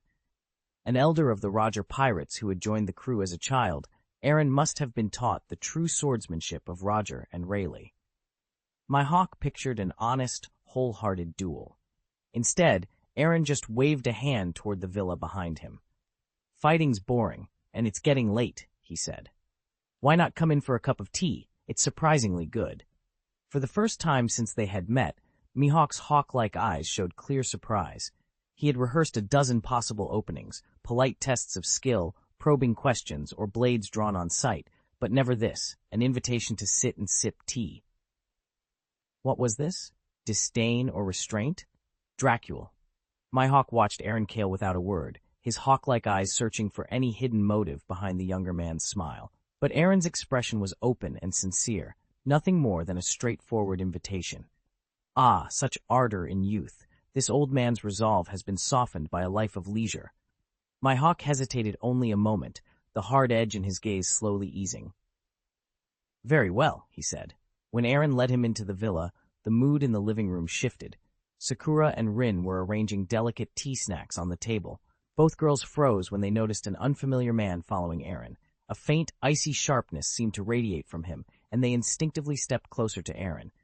Don't be nervous. He's a guest, Aaron said with a reassuring smile, then introduced him with a flourish. This is Mr. Dracul Mihawk, Little Knife style. Ahem, a great swordsman. Sakura and Rin immediately snapped back into their maid manners, inclining their heads slightly. Mr. Dracul Mihawk. Hello, they said in unison. Perona, newly awake and rubbing her eyes, peered out from behind the sofa cushion. She blinked up at the man sitting across from them, a man whose gaze, she thought, was even colder than Mariah's, and whispered to Rin beside her, Sister Rin, this person is so strange. Dracul Mihawk said nothing. For the first time since they'd arrived, the faintest fissure of surprise crossed his usually implacable, ice-cold face. He glanced around the room, The villa was tastefully furnished, elegant without ostentation. The air smelled of sweets. 2 charming maids flitted about, and a small pink-haired girl sat nearby. None of it matched the image he'd expected. There were no sword racks, no training dummies, no signs of a warrior's discipline. Was this really the home of the man who had caused such a stir at Marineford? Please have a seat. Aaron Cale motioned toward the sofa. My hawk remained rigidly upright, with that posture like a drawn blade, poised, ready to move, oddly out of place in the languid domestic atmosphere of the living room. Sakura moved with practiced ease to brew black tea for the visitors. The warm, fragrant steam curled through the room, softening the strange tension between them. Aaron Cale lifted his teacup, took a leisurely sip, then regarded Dracule Mihawk across from him. "Try it," he said. Karen went to great lengths to get this top-grade tea from West Blue. Mihawk lifted the cup without a word and tasted the brew. The delicate aroma unfurled across his palate. It was fine tea, indeed, but that wasn't why he was here. He set the cup down and fixed his hawk-like eyes on Aaron, voice calm and unyielding. "Mr. Cale, I mean no offense," he said. "I seek the pinnacle of swordsmanship, and for that I must face the strongest people in the world. Your name rings across the seas. I have come for that reason." He paused, enunciating each syllable as if engraving it in the air. "Please, fight me."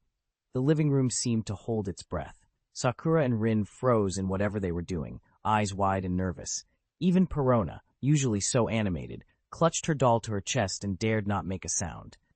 Aaron set his cup down and tapped the rim with 2 fingers. Tap, tap, a small, crisp noise that cut the silence. He smiled faintly, the question hanging in the air. "Challenge me?" "Sure." The answer came clean and unwavering. A bright spark ignited in Dracule Mihawk's eyes. No hesitation, no delay. "Draw your sword," he thought, the urge to fight rising. "My black blade already thirsts." Aaron Cale's tone shifted. He sank back into the soft sofa, crossing one long leg over the other, a lazy smile playing at the corner of his mouth. Gold flecked his eyes with a calculating gleam. "I have one condition," he said. Mihawk's response was immediate and fierce. "Name it. I'll stake my life to fight you." His voice rang with passion and the promise of steel. Aaron extended a single finger as if to silence the fervor with ease. "It won't come to that," he murmured, almost lazily. Then, casually as if asking for a cup of tea, he added, "Be my son, Dracule Mihawk." For a heartbeat, the world tilted. Mihawk, who had expected blades, blood, or some test of strength, stared, stunned. The declaration hung in the air, absurd and impossible, and for the first time in that charged room there was a long, shocked silence. "Sorry, I can't find anything smaller than this," came the apology. The air in the sitting room went suddenly thin. The 2 young maids and Perona, not far off, all widened their eyes. Their gossiping instincts were suddenly on fire. For the first time, a dullness crept into Mihawk's normally hawk-sharp gaze. He blinked as if he'd misheard. Maybe his ears were playing tricks, or perhaps the other person's mind was. His son? The thought was so absurd it made him want to laugh and snarl at the same time. Anger and incredulity rose in his chest. His fingers tightened around the teacup until his knuckles whitened. Before he could open his mouth to deny it, an even stranger idea wormed its way into his mind. Aaron Cale, a relic of the old days, a senior among the Roger pirates. By rank and age, it seemed possible. No, Mihawk jerked his head and shoved the ridiculous notion away. What was he thinking? He had come for a peak sword duel, not to indulge in childish fantasies. He set the teacup down with a crisp clink that shattered the suffocating silence. "Mr. Mihawk," he said seriously, his voice a few shades deeper than before, "please don't make that kind of joke." Cale actually sighed, slumping back into the sofa with a look of mock regret. "What a pity," he said. "Whitebeard still puts too much stock in skill." The offhand remark made Mihawk's carefully maintained gravity fall away again. The reprimand he'd been about to give simply died in his throat. Sakura and Rin exchanged a quick look, then bowed their heads in perfect tacit understanding, shoulders trembling as they tried to hide their laughter. Mihawk's normally ice-cold expression came close to cracking. Cale noticed and finally stopped teasing, waving a hand. All right. Since you don't like that, let's change the terms." He sat up, swinging his crossed leg lazily, a faint appreciation glinting in his golden eyes. "Simple. We fight. If you lose, you work for me for a while. Work? The word was more ordinary than be my son, but coming from him, it still sounded oddly out of place. Cale fell silent and began to run the idea through his head. Who wouldn't want a self-reliant, impossibly handsome, cool-as-ice greatswordsman? Someone who never gets lost, practically has built-in GPS, who's mastered swordplay and has maxed out every useful life skill. Cooking, cleaning, keeping a vast castle impeccably organized, maybe even tending a garden. A perfect tool, partner, who's as comfortable in the dining hall as he is on the battlefield. It was an absurdly tempting picture. Mihawk fell silent. For a moment the domestic perks shimmered in his mind, but they were quickly eclipsed by something else. The chance to test himself against the man who had cleaved through Marineford. To see that kind of power with his own eyes, to clash steel with that strength, those thoughts drowned everything else out. Even the idea of giving up some freedom for a while didn't seem entirely unreasonable. Besides, he didn't think he would necessarily come away the loser. "All right," Mihawk said at last, his voice low and steady. "I accept." "Excellent."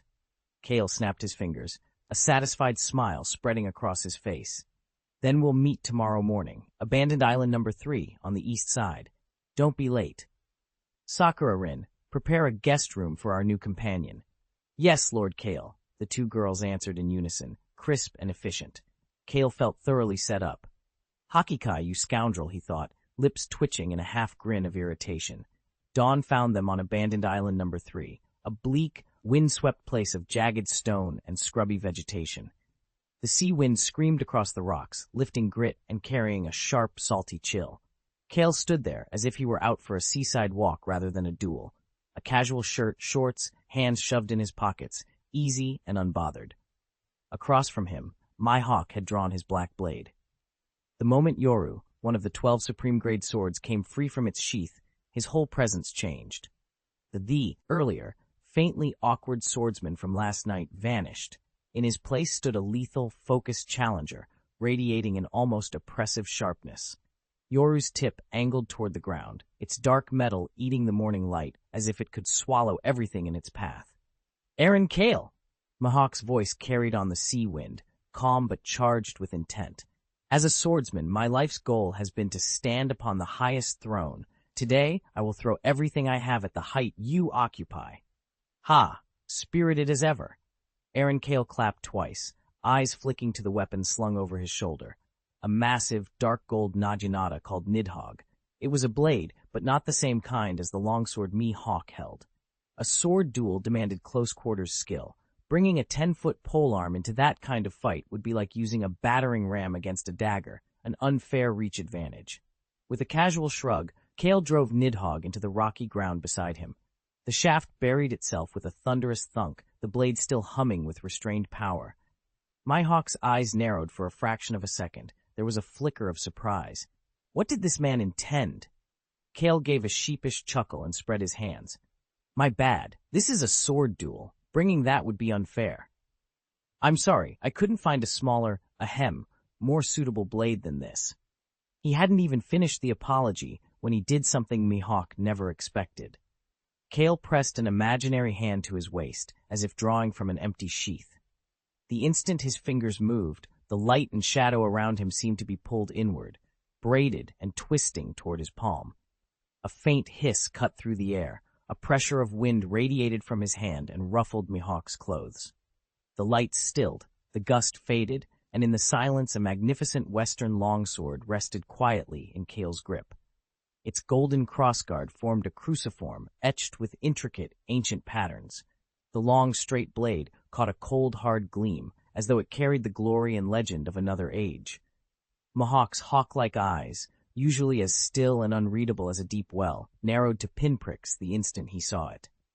As a top-tier swordsman, Cale could feel the blade's breath, that unmistakable imprint left by a peerless strongman, forged over years of being warmed with hockey and soaked in a lifetime of battle. He spun the sword casually in his hand. The edge sliced the air with a high, dragon-like roar. Turning to the solemn Mihawk, a nostalgic smile tugged at his lips. "Come on, young man," he said. "Its name is Ace." Mihawk's breath hitched, and his fingers tightened unconsciously around his black blade, Yoru. He had spent his life testing himself against the rising powerhouses of a new age. Now he faced a living legend, a man who had seen and survived the old world. Instead of retreating, his fighting intent flared hotter than ever, burning with an intensity he had seldom felt. To cross blades with such an opponent, to meet such a storied blade in combat, was the highest honor a swordsman could have. "I'm a military man," he said simply, voice low. "Not much for words." Then, without another comment, he lifted Yoru slowly to his chest. The aura around him tightened to a razor edge, as if he had drawn himself into the island itself. The sea breeze, the rocks, even the very earth seemed to bow to his concentration. Kyle's expression hardened in response. A withered leaf, caught in the wind, drifted between them and hung there, spinning lazily. As it floated to the dead center, the leaf touched the invisible line, and then, in perfect unison, both fighters vanished from their places. The next instant, the island was split by blinding flashes and a thunderous roar that drowned out everything else.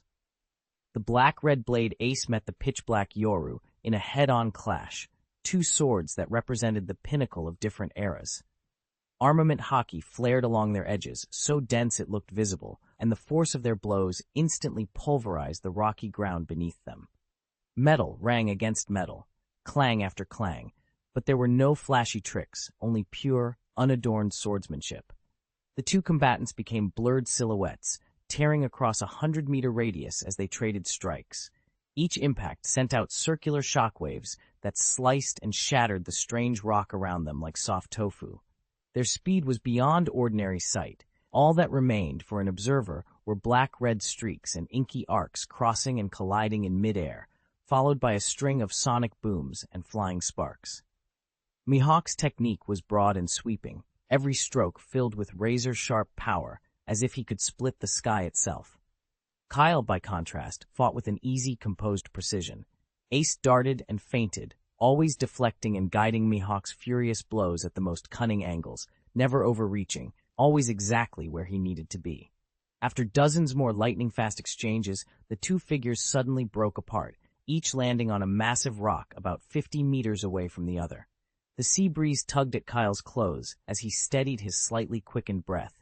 His golden eyes shone with open admiration. Amazing! That fierce, almost animal combat instinct, the tempered, flawless swordsmanship, and even armament and observation hockey that were on the verge of top-tier maturity. This young man standing opposite him had reached extraordinary heights in nearly every skill a swordsman needs. Kyle ran a silent assessment. If the duel were limited to swordplay alone, no devil fruit powers, he and Mihawk would probably be truly evenly matched. In fact, Mihawk had gone farther, been more single-minded about the path of pure swordsmanship than Kyle had ever been. After all, Kyle wasn't a specialist swordsman. With that thought, he tightened his grip on Ace. "Very well, Mihawk. Then witness a power that goes beyond mere sword technique." A wholly different aura began to roll off Kyle. If that last move had been skill and technique, this was something else entirely. The hockey coiling around Ace's blade shifted. No longer just a hardened pitch-black sheath, it began to flow like water. A thread of cherry red ran along the edge, spreading until the entire sword glowed a brilliant scarlet. The hockey moved with the fragile beauty of falling cherry blossoms, but beneath that grace was a terrible cutting force that could sever anything. Across from him, Mihawk's eyes narrowed. He felt the danger radiating from the blade in Kyle's hands climb at an exponential rate. Kyle lifted the sword slowly, its tip tilting toward the sky. "One sword style, black flash," he cried. He swung. A black and gold arc sliced outward with impossible speed. The air shredded in its path, and the space around it seemed to twist, filling the scene with a raw, grinding scream. Mihawk showed no flicker of alarm. He planted both hands on his black blade. Yoru raised it high over his head and poured every ounce of power into the strike. A low, resonant hum built as he prepared to meet that world-rending blow. A staggering power surged from the black blade Yoru.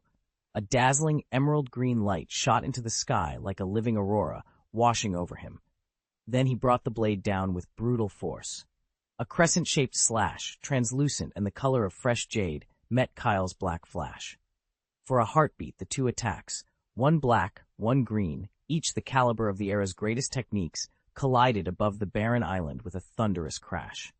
The impact unleashed a roar that drowned out everything. The whole island shuddered. At the point of contact, light and energy went wild, forming an expanding sphere that swallowed and incinerated everything nearby.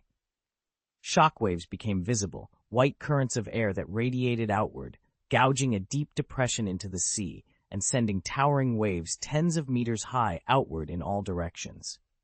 When the light finally faded and the dust settled, a deep sword scar ran across the center of the once rugged island, as if a giant blade had cleaved the land itself. Kyle stood on one side of the sword scar, Mihawk unbowed on the other, the black blade in his hand still steady. His face had gone oddly strange. He wasn't shocked that Mihawk had stopped his attack. No, he was annoyed. Why? Kyle raged inwardly. Why didn't you shout the name of your move? I posed. I fed it with feeling. I dyed it with Ryuo until it looked killer, and when it landed, I bellowed it out. One sword style, black flash. And you? You just coldly lift your sword and whoosh, cut through it? Now my ultimate technique looks like it was blocked by some ordinary swing, yelling the move name with passion. That's the romance between men. You insensitive Hawkeye bastard. In the center of the deserted island, the bottomless sword mark yawned like a torn scar in the earth, mute testimony to the terror of that strike. A cross-shaped vein slowly began to stand out on Kyle's forehead. He asked it in a voice that was unnervingly calm, the words carrying a quiet storm beneath them. Hey, I'm talking to you. Mihawk's hawk-like eyes flicked up, curiosity barely creasing his face. Why? Kyle's frustration broke through. Why didn't you shout the name of your move? Mihawk's expression went blank, then subtly stunned, the same rare look Kyle had seen only once before, yesterday in the living room. The name of the move. He sounded genuinely puzzled. Shouldn't a swordsman be spending all his energy on his swordsmanship? What good do flashy names do? I'm a warrior, not a man of words, Mihawk added plainly, as if that settled the matter. Kyle laughed, but it was a harsh, bitter sound. He nodded slowly, and the smile fell away. Something cold and dangerous slid into his features. I see, he said, each syllable measured. I see how it is. For a heartbeat, everything froze. Then, like the boom of a distant cliff collapsing, a terrifying aura detonated into the air, raw, oppressive, and impossible to describe. Mihawk's pupils pinched to tiny slits. Every muscle in his body snapped taut, his instincts flared red and screamed warnings. Black and red lightning began to writhe and snap across Ace's blade, coiling and flashing as if the weapon itself had been brought to life. The color in the air was no longer the familiar scarlet of Ryuo. It had deepened into something darker, a haze of destruction and absolute domination. In an instant, Kyle was gone from where he had stood, too fast for Mihawk's observation haki to lock onto. Relying only on honed instincts, Mihawk slammed his black blade, Yoru, across his chest and poured every ounce of haki and strength into it. Kyle's form blurred a ghost. The weapon in his hand, the ace, came down with terrible force. Divine evasion, Mihawk shouted. Clang. Time seemed to slow.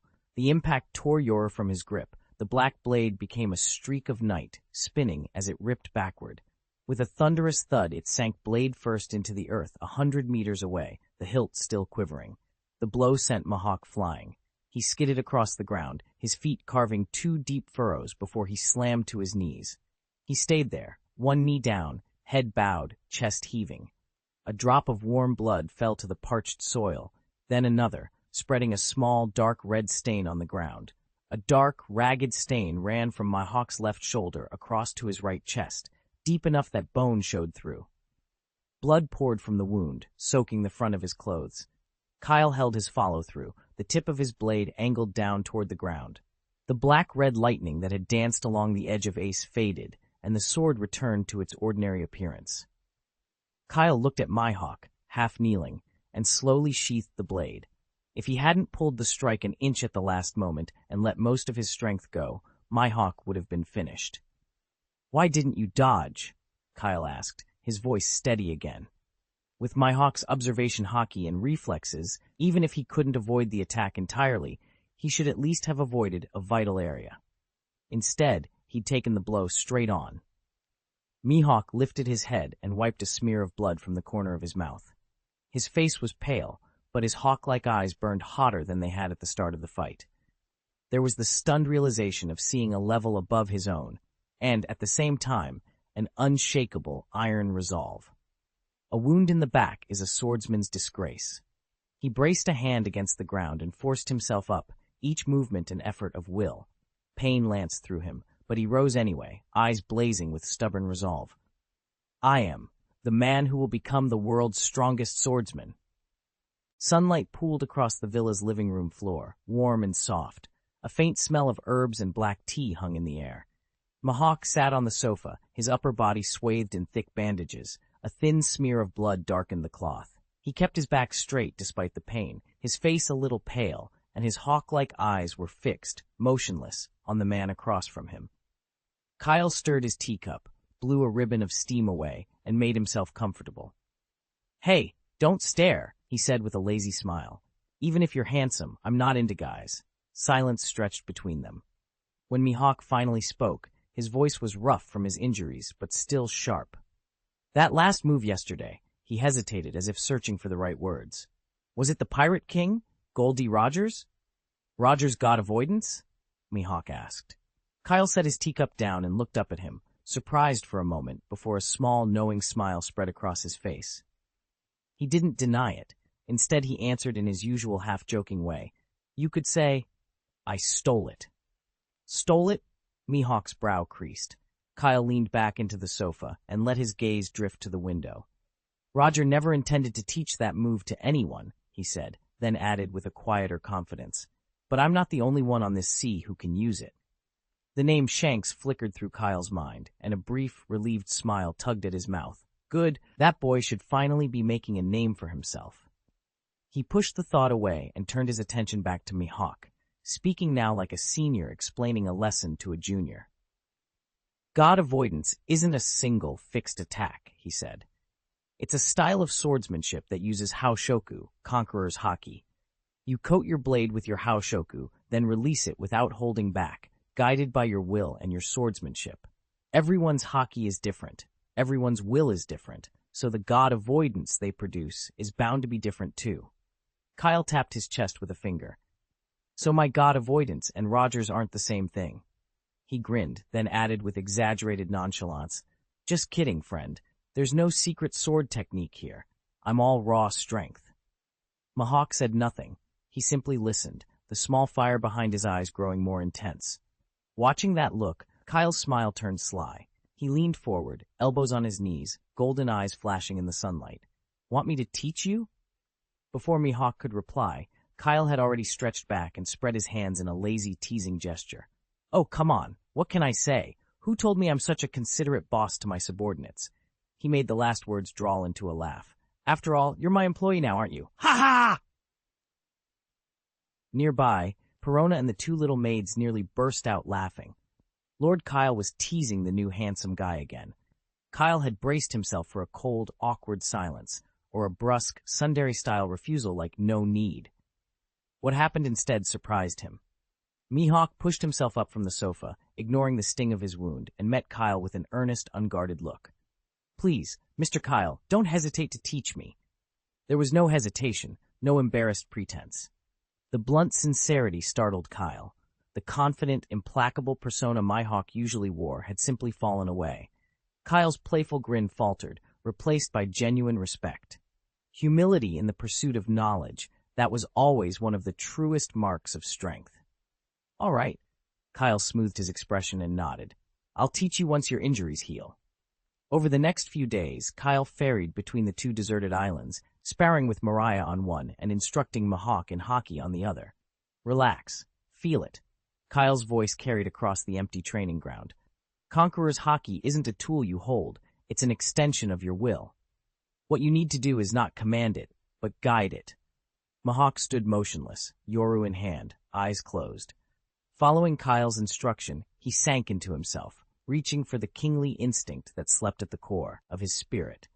After all, it made sense that the future world's greatest swordsman would possess Conqueror's haki. A low hum unfurled from him, subtle but undeniable. Very good, Kyle said. Now try to let it flow into your blade. Mihawk opened his eyes slowly. A hard glint shone in them. He tightened his grip and funneled that will down his arm toward Yoru. At first the power was vague and obstructed, like a river backed up behind a dam. A few tries later, though, the blockage gave way. A faint streak of black-red lightning raced along the dark steel and vanished as quickly as it came. It was slight, barely visible, but it had happened. Kyle, watching from the side, couldn't help but admire it inwardly. Monster. This man's talent with a sword was simply absurd. How many ordinary people, hoping to reach the point where they can infuse their weapon with Conqueror's Haki, have to spend years cultivating and endure countless near-death epiphanies? Yet Mihawk, after only 3 days, had already begun to infuse his blade with Conqueror's Haki. A few days later, boom, he swung his sword, and where the blade passed, a deep crack opened in the huge rock before him, as if some invisible force had shattered it from within. He was still a long way from the overwhelming might of the so-called God Avoidance, but there was no doubt he had mastered the basics of Haki infusion. Kyle folded his arms and nodded in satisfaction. With the lesson concluded, Mihawk sheathed his sword and stood quietly, feeling out this new power. Kyle stroked his chin, watching him with a curious expression. Now he understood. This man had already awakened Conqueror's Haki, but had never really used it. No. Given his combat sense, there was no way he wouldn't know that Conqueror's Haki could be used to sweep aside small fry and cow enemies. The only explanation, then, was... Kyle couldn't deny it. Using Conqueror's Haki to knock those weaklings unconscious felt hollow compared to the satisfaction of swinging a sword and cleaving through people, ships, and even the sea in one sweep. His imagination painted Mihawk, impassive as ever, releasing a world-shredding green slash that vaporized a cluster of low-level thugs along with the island beneath their feet. Good heavens, do you actually crave that kind of screen-clearing, area-of-effect critical hit with every strike? Wait, Mihawk didn't even shout the name of his move just now, did he? 132, powerful meaning. Time slipped by almost unnoticed in the steady rhythm of their training. On the deserted island, the clang of steel rang out day after day, ceaseless and familiar. Their blades met again and again, black and red lightning flaring with each collision, more violent each time. Kyle's wrist went numb. A clean, razor-sharp slash had forced him back half a step. He braced himself and looked at the expressionless man across from him, sword in hand, feeling equal parts admiration and speechless awe. Mihawk was simply a monster born for the way of the sword. In just over 10 days, he had not only mastered infusing his blade with Haoshoku Haki, he had integrated it perfectly with the peak of his swordsmanship. Now every cut carried an overbearing will, an intent to sever concepts themselves, and the sudden bursts of cutting power made even Kyle take them seriously. The only flaw, Kyle reflected, was that none of it came with any flair. "I'm telling you," Kyle said, rubbing his slightly stinging wrist, "can't you give your moves some names?" He couldn't help the grin that crept into his voice. "You're always just a whoosh of a slash. No drama, no attitude. It makes me look like the hot-blooded idiot yelling move names at thin air." "You're making me look like an idiot." Mihawk lifted his hawk-like eyes, gave a calm glance, and then silently raised his black blade knight, answering with action. "Little Hawk, your wings have stiffened, haven't they? Do you think teaching a disciple means starving the master? Today this teacher will set a few rules for you." Their blades rang and clashed again, fierce and unrelenting, while time slipped by. Kyle walked to the far side of the island. Where Mihawk and his sparring partner battled was noisy and chaotic. The side of the island where Mariah sat was almost unnervingly quiet. Mariah sat cross-legged on a reef, his tall frame throwing a long shadow. He wasn't doing any physical drills or practicing Haki. He simply bowed his head and stared motionless at the shadow stretching from his feet in the sunlight, as if holding a conversation with a silent world. Kyle didn't disturb him. He leaned against a coconut tree and watched with interest. He knew Mariah was at a critical bottleneck. The potential ceiling of the shadow fruit was enormous, but whichever direction Mariah pursued, raising shadow zombies or developing techniques like Shadow Asgard, something always felt missing.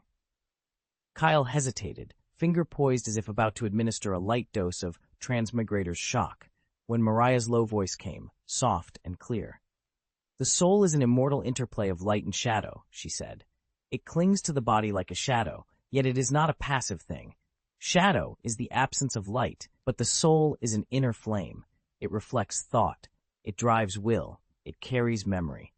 The brighter that inner light burns, the deeper and clearer the soul's shadow becomes. It mirrors our present shape faithfully, and yet it writhes at the edge of light and dark, straining to push beyond its current outline. The true soul does not drown in pure darkness or in blinding light. Instead, in that unclear seam between them, it carves an everlasting trace of human struggle and transcendence. The relaxed ease that had been on Kyle's face slipped away, replaced by a flash of surprise. "You, who are you? Get off Mariah, right now," he blurted, half command, half question, because he hadn't expected such a profound philosophical meditation on soul and shadow from her. This was no simple devil fruit upgrade. It wasn't just power growth. It was an inquiry into principle itself. Concept level, he thought, disbelief and awe mixing in his voice. "I, Kyle, am reporting someone for cheating," I announced. A seagull cried out overhead, slicing across the sky. Mariah's head snapped up. For a heartbeat, there was a cold, dangerous gleam in his eyes. Then, like a black snake, something shot from beneath his feet. It moved faster than lightning, coiling around the bird's neck and twisting. The gull didn't even have time to cry out before it toppled from the air and struck the sand at Mariah's feet, dead. I frowned, about to say something. The next moment, I saw something I knew I would never forget. Mariah rose slowly, looked down at the carcass, and in a voice that was regal, solemn, and absolute, commanded, "Stand up." I choked on the water I'd just taken to calm myself. It sprayed out of my mouth, and I started coughing. Holy crap, this is impossible. The shadow at the dead gull's side convulsed, surged, and began to twist violently, as if answering his order. Immediately after, a seagull silhouette, made entirely of night-black shadow, rose out of that two-dimensional blot and took on three-dimensional form.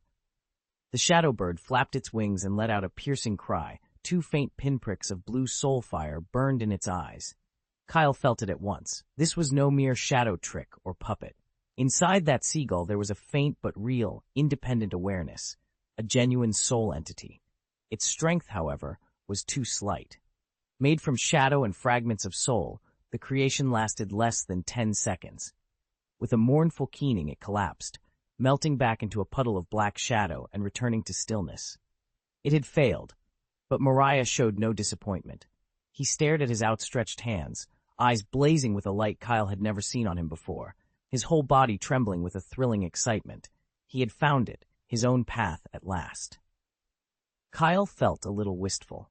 He lay on the villa roof with his hands clasped behind his head, a foxtail grass seed dangling from his mouth, idly staring up at the sky. Not far away, Mahawk practiced his sword work. He went through the simplest cuts, thrusts and parries over and over. No flourishes, just the bare mechanics of the movements. Yet in that simplicity there was a deep, uncompromising precision that got back to the heart of the art. Kyle could tell that Mahawk's blade wasn't the same as it had been a fortnight ago. The will woven into the sword had ceased to feel like an added layer and had become part of the weapon itself. Now, even using something as small as a twig, my hawk could unleash attacks that would threaten him. Years from now, when he finally met Zoro, Kyle thought wryly, he wouldn't be able to shrug and say, "Sorry, this is the smallest toothpick I could find." On the other side of the island, Mariah's presence grew darker and more uncanny. Since he had grasped that thing they called the soul shadow, he'd turned into a shut-in, holed up in a cave all day, whispering mad, philosophical incantations to himself. Was this the corrective hand of fate? Damn the world will. One sparring partner had become a sword genius, the other had become a shadow monarch. Both of them were racing toward their peaks. And him? What was he supposed to do?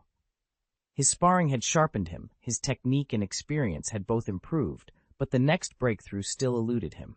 The progress was frustratingly slow. He let out a long, hollow sigh, the kind of emptiness that sometimes comes with strength. "Forget it," he muttered to himself. "Out of sight, out of mind. I'll take a vacation first." East Blue, Fuchsia Village. The place was as peaceful and quiet as ever. A salty breeze mixed with the sweet scent of grass and drifted through the village's only tavern. Beside the tavern, the flower shop's doorway was edged with sunflowers, all turned obediently toward the sun. In a rocking chair on the shop's porch, a gentle, beautiful woman cradled a sleeping baby and hummed a soft lullaby. Sunlight caught her pink hair, gilding the ends with a warm glow and giving her an unmistakable maternal radiance. The infant, wrapped snugly in swaddling cloth, slept soundly, a few tiny freckles dotting his peaceful face. "Luna, rouge, sis!" A little girl with short green hair, no more than 7 or 8, ran up carrying a cup of milk, her smile bright and eager. "For you and the baby." "Thank you, Makino." Rouge looked up, her smile so gentle it seemed capable of melting ice and snow. "You're such a good girl." "Heh, Ace has been very well behaved today, too," Makino said, tiptoeing to reach the stroller and carefully poking the baby's soft pink cheek. Neighbors passing by paused to greet them. "Lovely day, Rouge," one called. "Yes, I'm just taking Ace out for some sun," Rouge answered. "He's growing so fast, he looks more and more like you," another added. Rouge responded to each comment with an easy, warm smile, her eyes shining with a steady, contented joy. Then she caught sight of a familiar figure not far off, and her smile widened. "Kyle," she called. "You made it. Yo!" Kyle came over grinning and dropped onto the steps beside the rocking chair. "Luna, Rouge, sis, you're looking great today." His eyes fell on the baby wrapped in the blanket, and he couldn't help reaching out to pinch a chubby cheek. "Little Ace has got spirit," he said fondly. The baby must have felt the touch. He smacked his lips in his sleep and reflexively curled a tiny hand around Kyle's finger.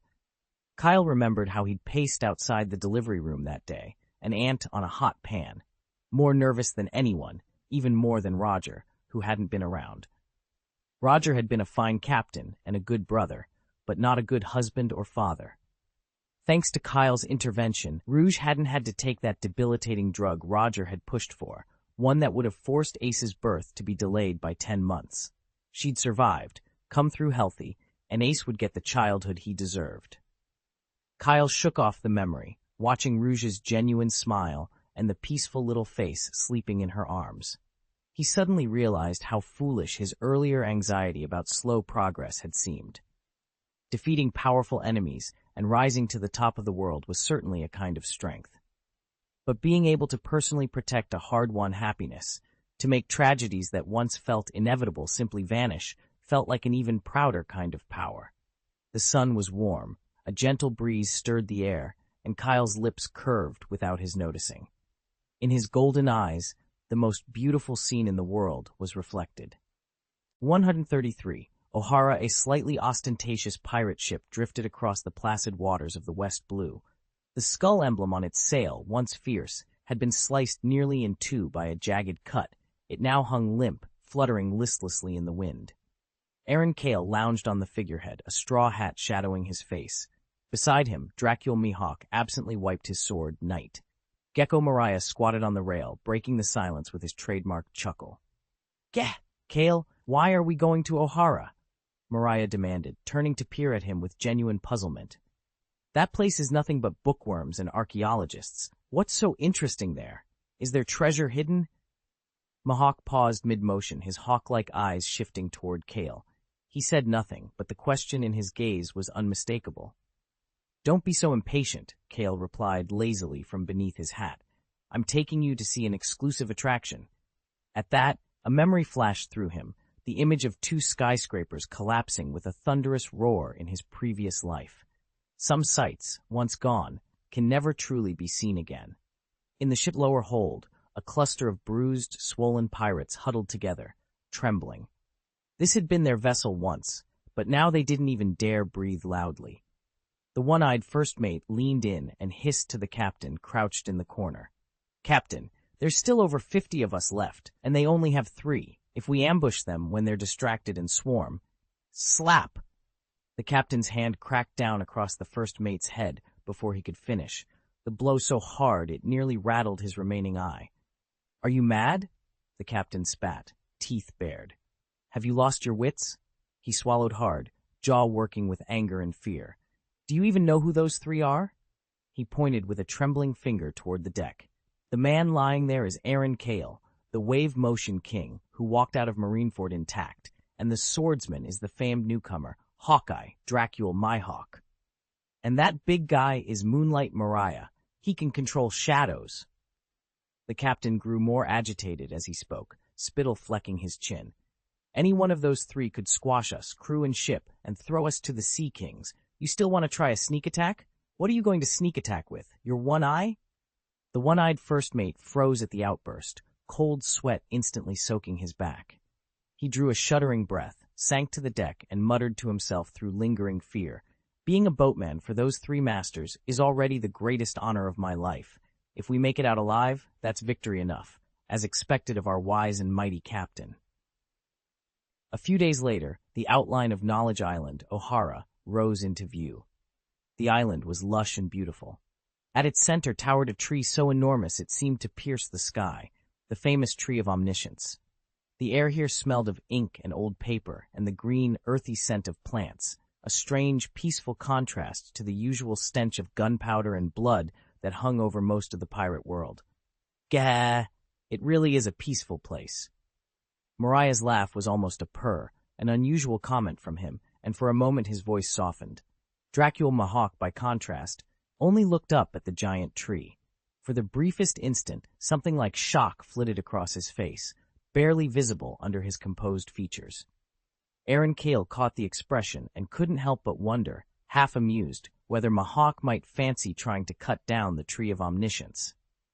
They wandered the streets together. Aaron bought a local specialty, takoyaki, and handed the paper tray to the other two. Mariah popped them one after another into his mouth with obvious relish. Mihawk sampled his more deliberately, savoring each bite with the same measured attention he gave to a blade. His eyes, if nothing else, said plainly, "Not bad." The town itself was alive in the easiest, most ordinary way. Scholars pacing the sidewalks, arms full of thick books, and voices raised in discussion. Children tumbling and laughing at the roadside, vendors calling their wares. Everything looked so calm, so ordinary, so beautiful. And Aaron knew with cold certainty how quickly that could end. A buster call would mean merciless cannon fire and no survivors. Today's peace could be erased in a single, thunderous blow. As if unconcerned, Aaron steered the two of them down a quieter lane and into a small clearing. The afternoon sun was warm and gentle. A soft breeze swept through and made the long grass whisper. Right at the edge of the meadow, sitting very still, a small figure watched the tree in silence. She looked no older than 8. Her black hair was streaked and unkempt, and her skin had the pallor of someone who'd gone long without enough to eat. Cradled in her arms was a book thicker than her torso. She was so absorbed in it, she didn't notice anyone approaching. Aaron Cale halted. Mariah and Dracul Mihawk followed his gaze, surprise flickering across their faces. What was a child doing here, reading alone in a place like this? Only when their shadows fell over her, blotting out the sunlight, did the little girl look up. The moment she saw the 3 unexpected figures standing before her, her clear eyes went sharp with fear. There was a black-haired man with a cynical air and the bearing of a gentleman, a swordsman whose hawk-like eyes screamed danger, and a third, a towering, unnerving figure who looked almost monstrous. These were not people from the town. Instinct took over. Robin snapped the book shut, hugged it to her chest, sprang to her feet, and turned to run into the trees. Her long history of being shunned and branded a monster had made her instinctively distrustful of strangers. Aaron Cale watched her from the path and sighed quietly. Even in a city of learning, ignorance still lived in people's hearts. Because of a single flower fruit, this child, who should have been running and laughing in the sun, had been pushed into the shadows of loneliness and scorn. Just as little Robin was about to slip into the bushes, Aaron spoke in the gentlest voice he could muster. "Little Robin, wait a moment." It wasn't loud, but it carried. The girl's steps stopped. She went rigid. How did he know my name? Were they agents of the scholars? Or another group of adults coming to chase me away as a monster? Fear and suspicion fought inside her small frame. She didn't turn around. Her shoulders trembled as she hesitated, unsure whether to keep running or to stand her ground. Aaron didn't move closer. He stayed at a safe distance, wearing a harmless, reassuring smile. "That book looks very interesting," he said softly. "Can you tell me its title?" Robin half turned, clutching the thick book to her chest as if it were a shield. Cale's smile was soft and patient. nothing like the twisted looks of disgust and fear the townspeople directed at her. His eyes were a warm, untroubled gold, like afternoon sunlight, with no hint of malice. Mihawk's hawk-like stare flicked back and forth between Kale and the little girl, unreadable. He thought of the two young maids at Kale's villa, of Perona curled up with her doll bear, and now of Kale leaning over a stranger's child with the same calm gentleness. Was it his imagination, or did Kale always have a special patience for girls that age? Kale felt the silent scrutiny and winced. His lip twitched as he screamed inwardly.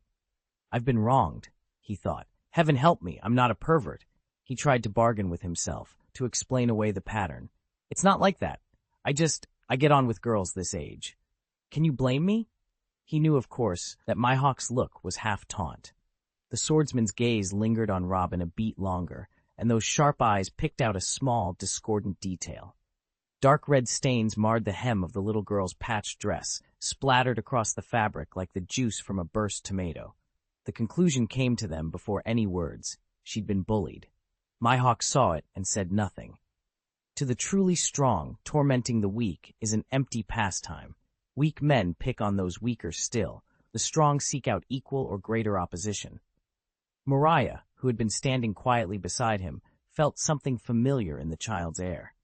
There was the same slow, hollow loneliness he recognized, an aura of being shut out by the world, an isolation no one else could understand. It felt like an invisible thorn, pricking at him. Sensing the pause between them, the little girl tensed. Old, half-forgotten impressions rose to the surface of her memory. The bounty posters she'd glimpsed while rifling through the discarded newspapers the scholars threw away. Pirates. Dangerous pirates. The three figures before her, especially the man with black hair and pale golden eyes, looked like the sort of people those posters warned about. Fear pushed curiosity aside. The child's face hardened. She turned her head, a sudden, bright determination flickering in her clear pupils. In the next instant, something strange happened. Countless pale little hands sprouted from the earth and the trunks of the surrounding trees, appearing out of nowhere. They all opened at once, radiating an uncanny oppression as they closed in around Kale and the others. The sight made even Mariah pause. Seizing the moment, little Robin, like a startled fawn, bolted headlong into the dense forest, disappearing before anyone could react. The hands sank back into the soil and barked as if they had never been there. Kale's outstretched hand froze midair. His smile vanished. He slowly drew his hand to his chest and stared at the ground, utterly crestfallen. "Do I look that terrible?" he moaned, hanging his head. "I'm just a handsome big brother passing through." Mihawk glanced at him once and turned away, unimpressed by the drama queen's act of false youth. For the first time, Mariah spoke, his voice threaded with something complicated. She's very afraid of us. Let's go. Follow her and find out." Kale shook off the half-dead look that usually clung to him as if it were a mask. Calm returned to his face. Something's going to happen on this island before long. The three of them moved slowly, following the faint tracks through the trees. The forest thinned, and the sound of surf grew louder until the trees opened onto a wide, sandy beach. Little Robin was stumbling across the sand toward a hulking figure. "Saul!" she called, tears and hurt in her voice. The giant seated on the shore turned at the cry. He was like a small mountain, massive and slow-moving, but his expression when he looked at her was simple and adoring. With one huge, careful palm, he scooped the running child up and set her on his shoulder. He gave a low, amused rumble. "There now. What's the matter? Robin? Why are you running so fast?"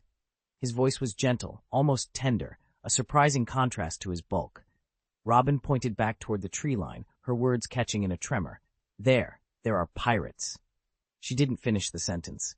At that, Saul's smile fell away as if a wave had washed it clean from a sand sculpture. What remained was a hard, unreadable outline. Three figures slipped out of the forest shadows. Leading them was a black-haired man with gold eyes and a helpless, wry smile on his lips. Boom! Something detonated inside Saul's head. It felt like lightning. His huge body stiffened, his pupils pinched shut, and a cold, monstrous wave rolled through him. He must be seeing things. Is it him? Aaron Kale? The wave motion king? Saul blinked hard, half convinced he was hallucinating. That face matched the portrait from the highest-level emergency bulletins at Marineford years ago. It had been burned into his memory. The two men behind him, the swordsman whose stare was sharper than any blade, and that strange companion, were the same pair who had flanked Kale 2 years back. Ohara was a world government-affiliated nation, a sanctuary for scholars. How could a monster of that caliber show up here?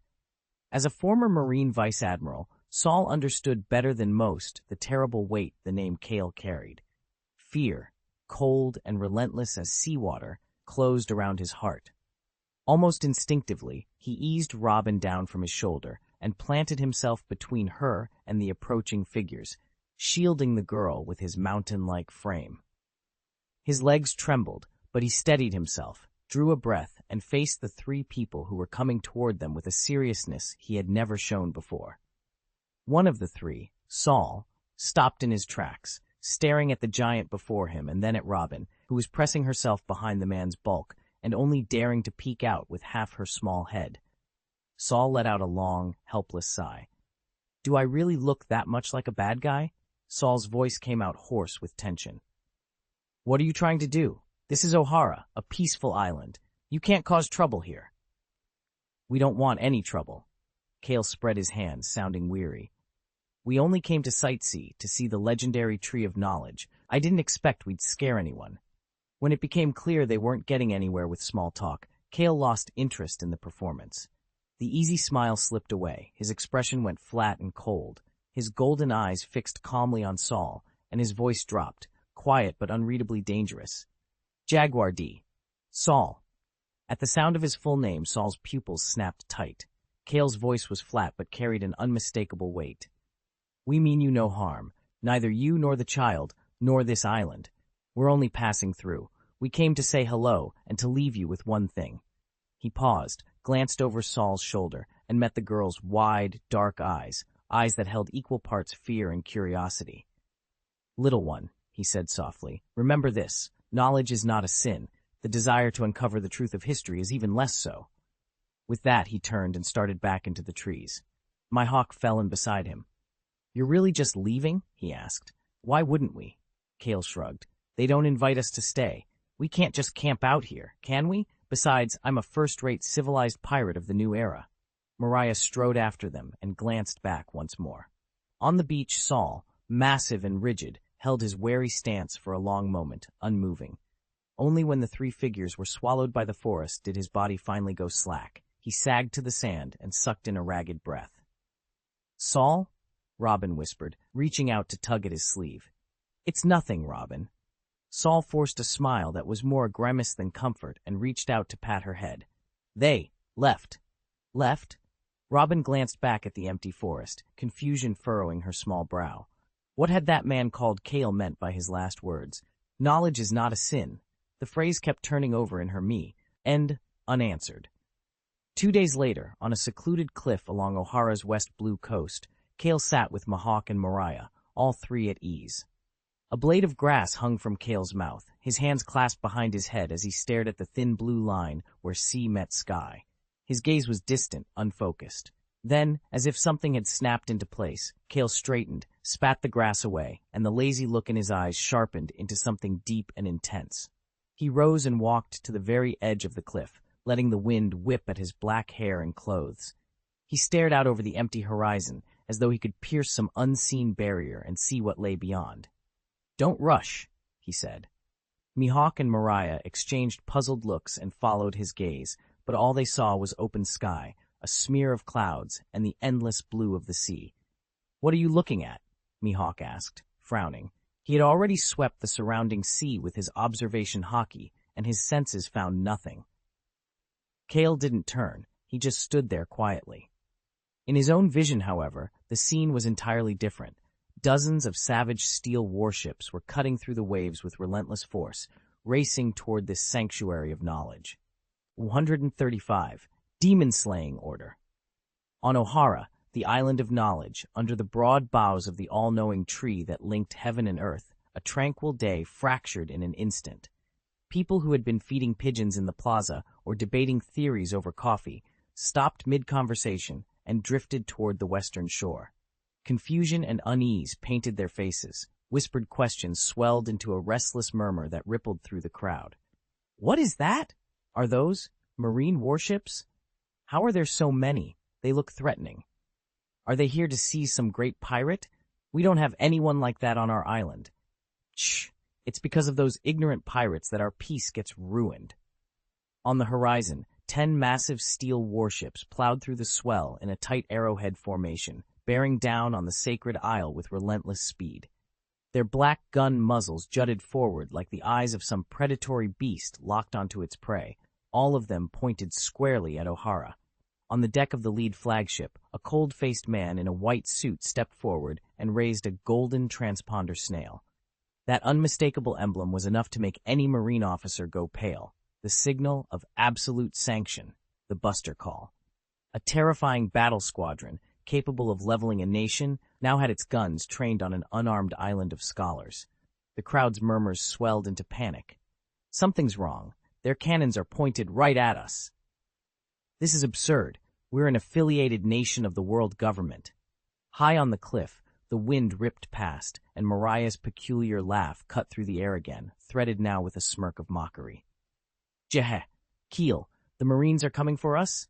They think they can take care of us with a force like that? To him, 10 warships and 5 vice-admirals, though an impressive show, were hardly sufficient to deal with the 3 of them. Beside him, Mihawk said nothing. He rested a hand on the black blade, Yoru, at his back. With a low hum, he slowly drew the colossal cross. His hawk-like eyes betrayed no movement, as if the massive fleet before them were nothing more than a cloud of bothersome flies. Keel stood with his hands in his pockets, watching the crowd at the harbor slide into panic. He let out a soft chuckle. "Catch me," he said, a half-smile curling his lips. "If the world government wants to catch me, they'd have to send 3 admirals. Anything less would be dereliction of duty." He turned, meeting the puzzled looks of the others, then shook his head. "No, they're not here to catch us," he added, his voice as calm as if he were commenting on the weather. "They're here to destroy this island." Mariah's smile died. Mihawk's hand froze on his sword hilt. For the first time in the conversation, confusion creased his face. Keel's gaze drifted to the silhouette of the all-knowing tree, distant warships glinting in his golden eyes. "The scholars of O'Hara touched something they shouldn't have," he said. "They dug into the world government's deepest taboo, the erasure of history." The words seemed to harden the air itself. At the phrase, erasure of history, both Mariah and Mihawk felt a weight settle over them, an ominous force that promised to overturn the world. It was something far more dangerous than any army or any treasure. Keel smiled then, a mischievous, almost demonic tilt to it. "Want to know more?" he asked, as if offering a choice between curiosity and doom. "About the Void Century, about the truth the world government is desperately trying to hide." Mariah's Adam's apple bobbed. He took a half-step back, almost without thinking. He longed for power, but he had learned that some secrets were curses in themselves. Mihawk was even more blunt. With a single clean motion, he slid Yoru, the black blade he'd only just begun to draw, back into its sheath with a metallic clang. His hawk-like eyes bored into Keel. The message was unmistakable. "I care only for the peak of swordsmanship. I have no interest in these old histories." Both Mihawk and Mariah refused that potentially fatal gift. Keel's smile faded, though he was not surprised. If you didn't have the strength to carry it, you shouldn't pick up such a burden. Mihawk and Mariah had each made the choice best suited to their natures. He, too, would not interfere more than he had to. The image of the little girl, stubborn eyes and a thick book clutched to her chest, flashed through his mind again. Save O'Hara? What then? With his current power, stopping a Buster Call wouldn't be difficult. But what would follow? Would the world government simply relent? No, they would send heavier firepower, employ crueler tactics, and keep coming until the name O'Hara was scrubbed from history. Unless he could single-handedly topple the entire world government, what would be the point? For a handful of unknown scholars? For some vague idea of justice? Keel let out a short, self-mocking laugh. Even if he did manage it, would it change anything? Humanity wouldn't thank Luoji. He was nothing more than a passerby, a curiosity seeker.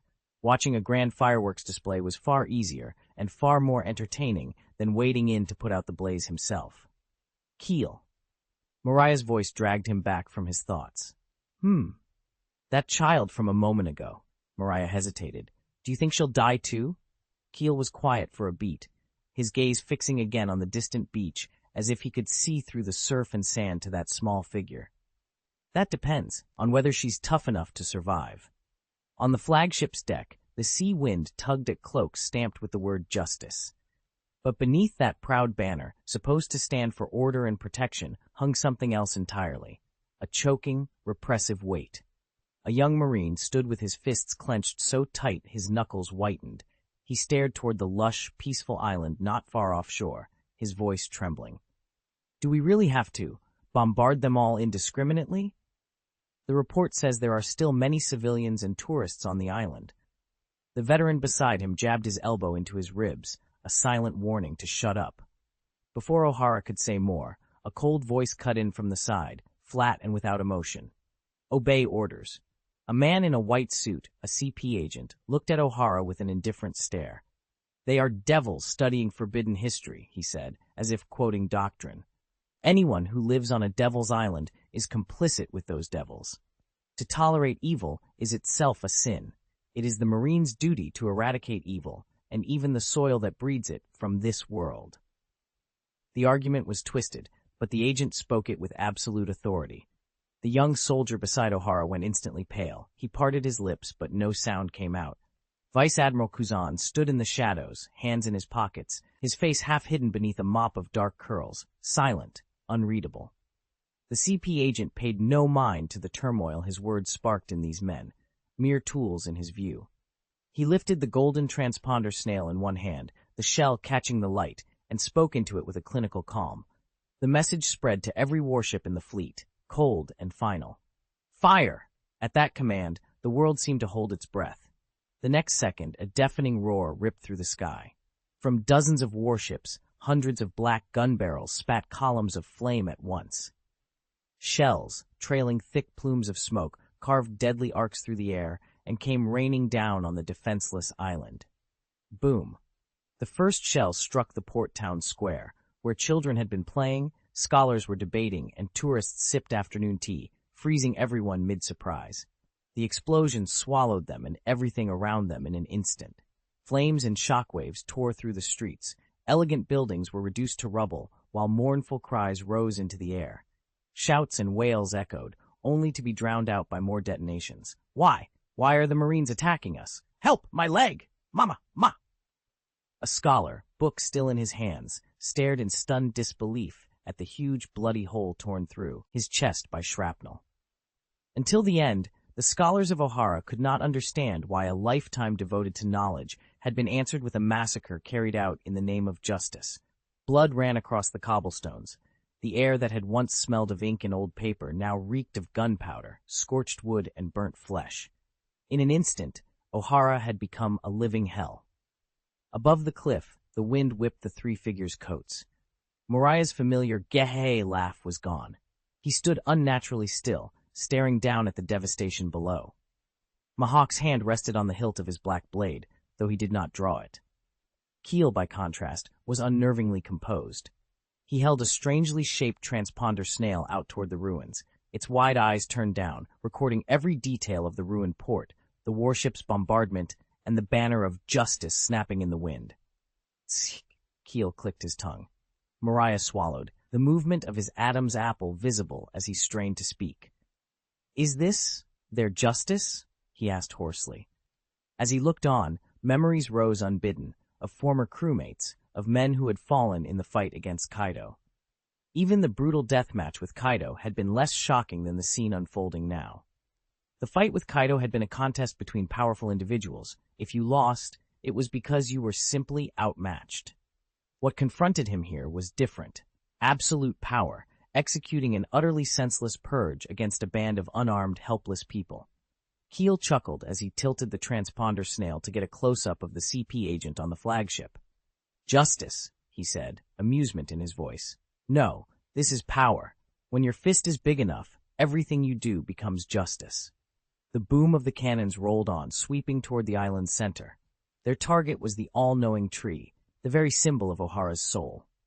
A shell slammed into the massive trunk with a sickening crack, tearing open a grotesque hole. More shells screamed in immediately after.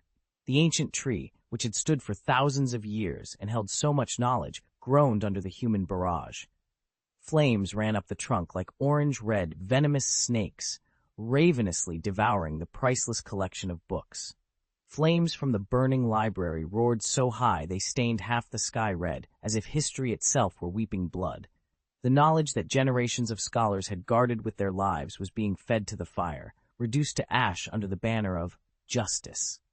Mihawk watched the giant tree collapse, watched the inferno climb, and finally spoke, dry as ever.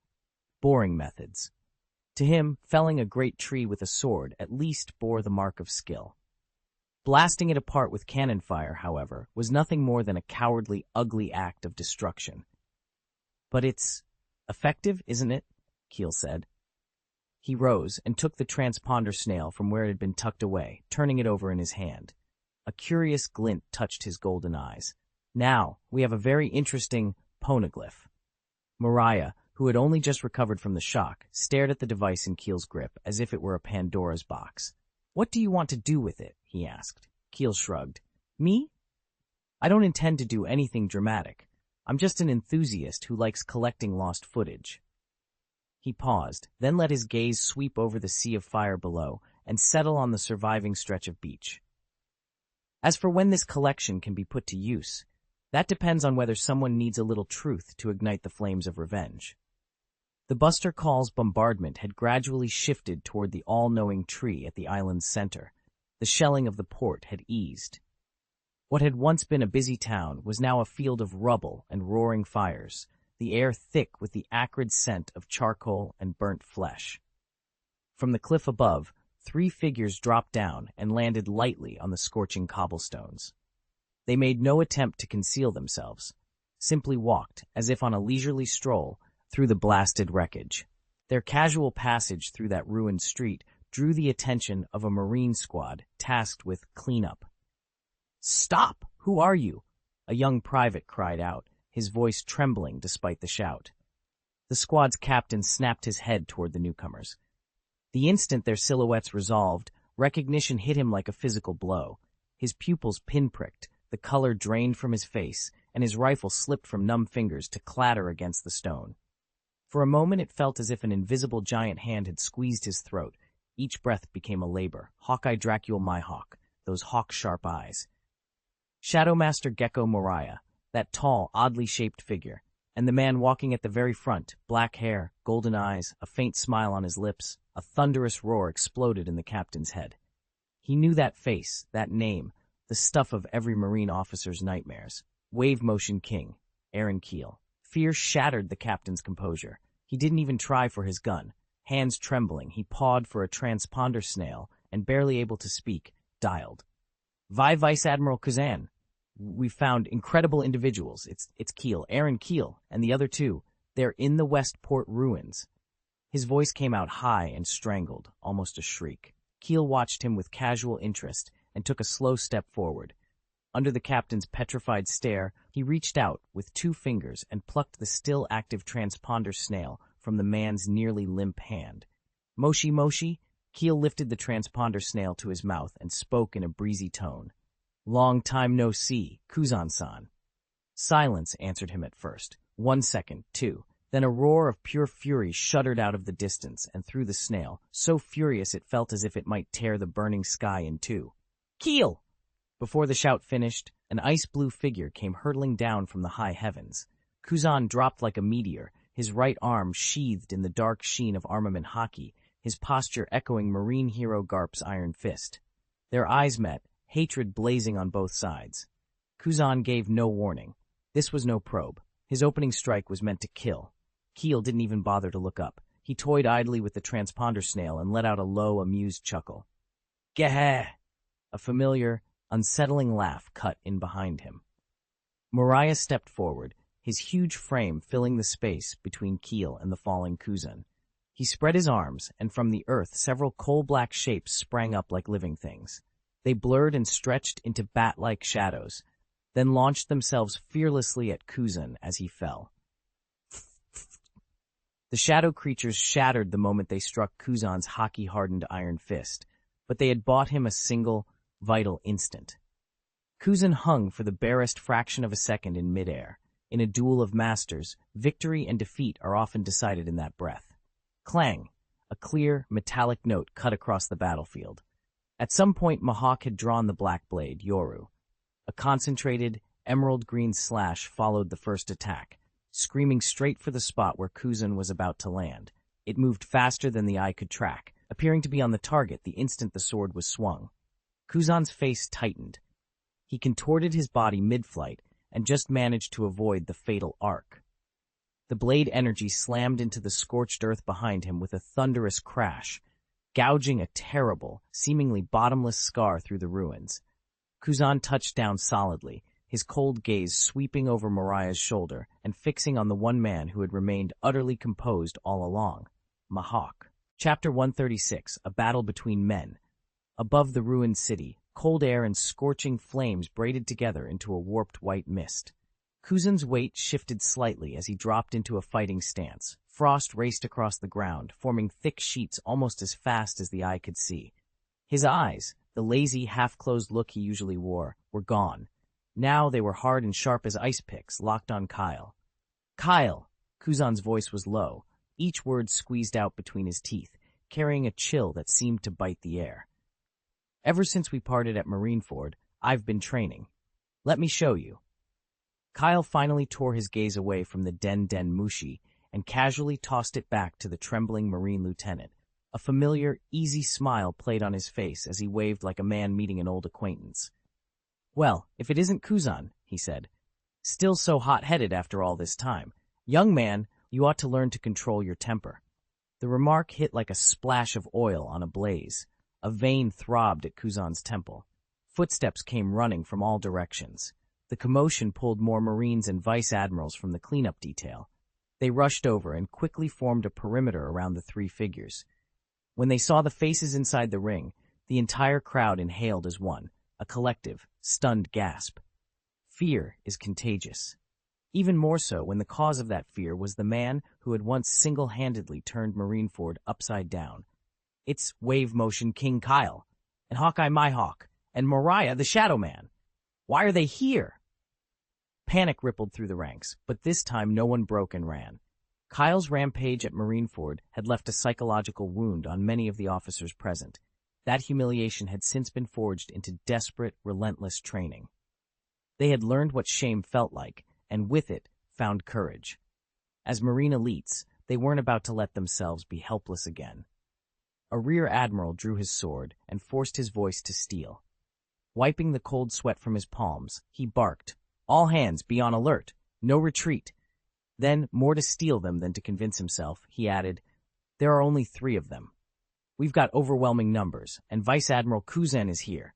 There's nothing to worry about." A colonel slipped back toward the rear and pressed a second Den Mushi to his ear, his voice urgent as he relayed the report to the flagship. Reporting to Vice Admiral Sakazuki, major enemy contact at the Westport ruins. Wave Motion King Kyle, Hawkeye me Hawk, and Mariah the Shadow Man are confirmed present. Repeat, Kyle and the others.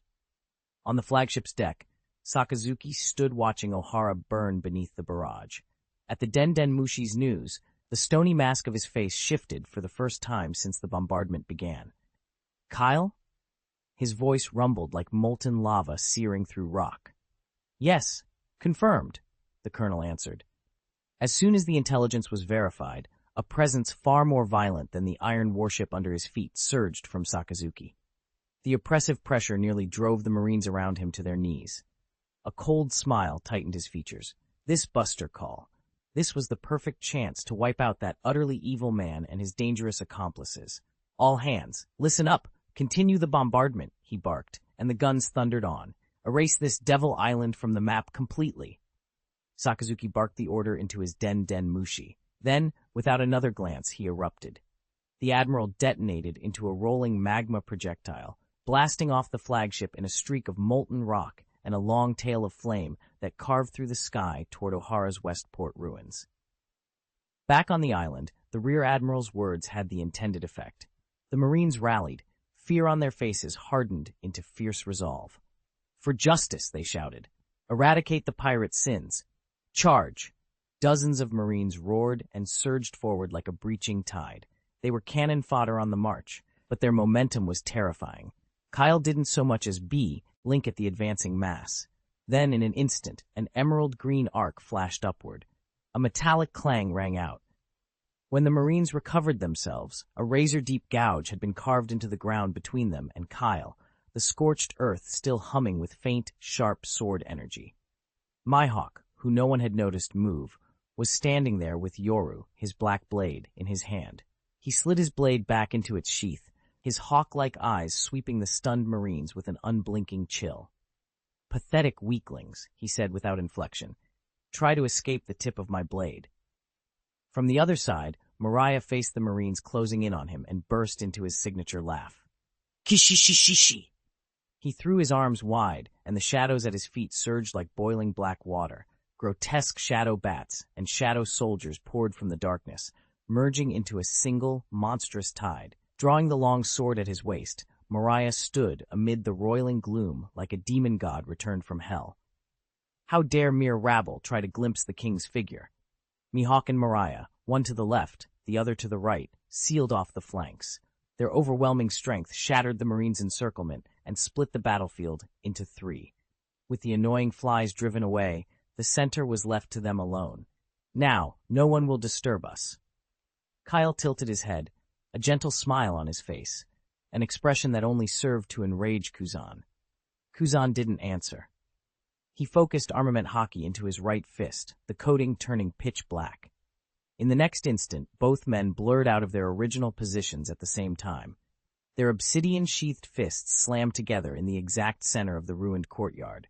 The impact detonated like a muffled bomb. A radial shockwave ripped outward, shattering the remaining flagstones into dust and tearing the already burning, splintered walls apart once more. Debris and choking dust filled the air. The two figures yanked back on contact and crashed into each other again without missing a beat. Bang, bang, each clash followed by a thunderous roar and the ground trembling underfoot. Inside the ruins, nothing could be seen clearly except two streaks of motion, constantly weaving and colliding. Kyle's strikes looked broad and casual, wide punches and sweeping kicks, but they met Kuzan's attacks with uncanny timing, always intercepting him. Kuzan's blows, by contrast, struck like an age-old glacier, slow, inexorable, and merciless. Each heavy, calculating hit carried the cold intention to freeze Kyle completely in place. They fought from the street into the shells of ruined houses, then pushed through a string of crumbling buildings, leaving a wake of scattered bricks and broken stone behind them. "Ice block, partisan!" Kuzan shouted. He seized an opening and with both hands spun up several ice spears, firing them at Kyle from tricky angles. Kyle didn't dodge. His body trembled slightly as compressed shockwaves condensed in front of him, forming an invisible wall of thick, pressurized air. The ice spears slammed into that barrier, and with a crisp series of crackling snaps, exploded into a spray of ice shards. Now, Kuzan's shape flickered like a ghost behind Kyle. His right fist, long prepared and sheathed in dense, pitch-black hockey in unbearable cold, slammed into Kyle with brutal force, a strike born of years of sweat and training. Kyle seemed to expect it. As the cold fist closed in on his back, he flung his arms up and crossed them to meet the blow.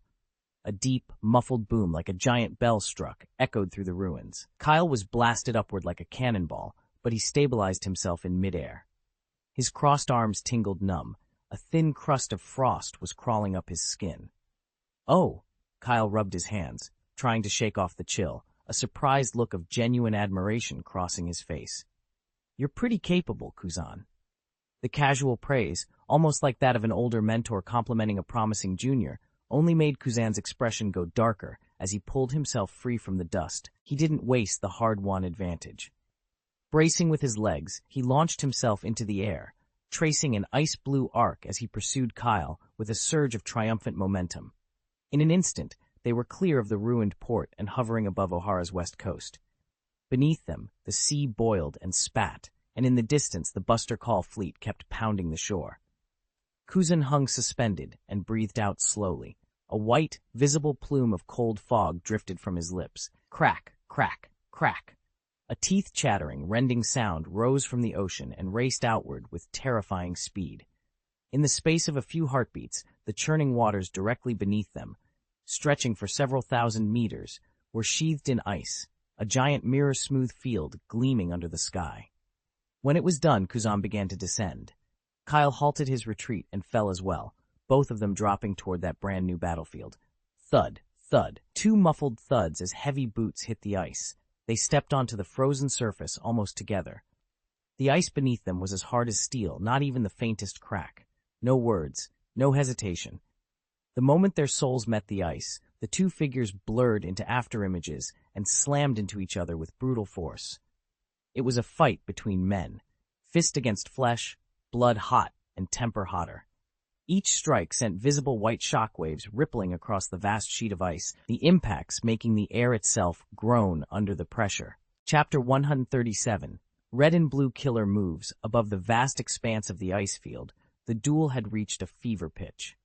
Each time their fists met, it was like two mountains colliding, moving glaciers grinding together, sending up torrents of swirling air that sliced through layers of solid ice. The gusts were so fierce, they blew the black smoke hanging over the ruined harbor clean away. Kuzan's breath grew heavier. With every exhale, a white cloud of cold burst from his mouth.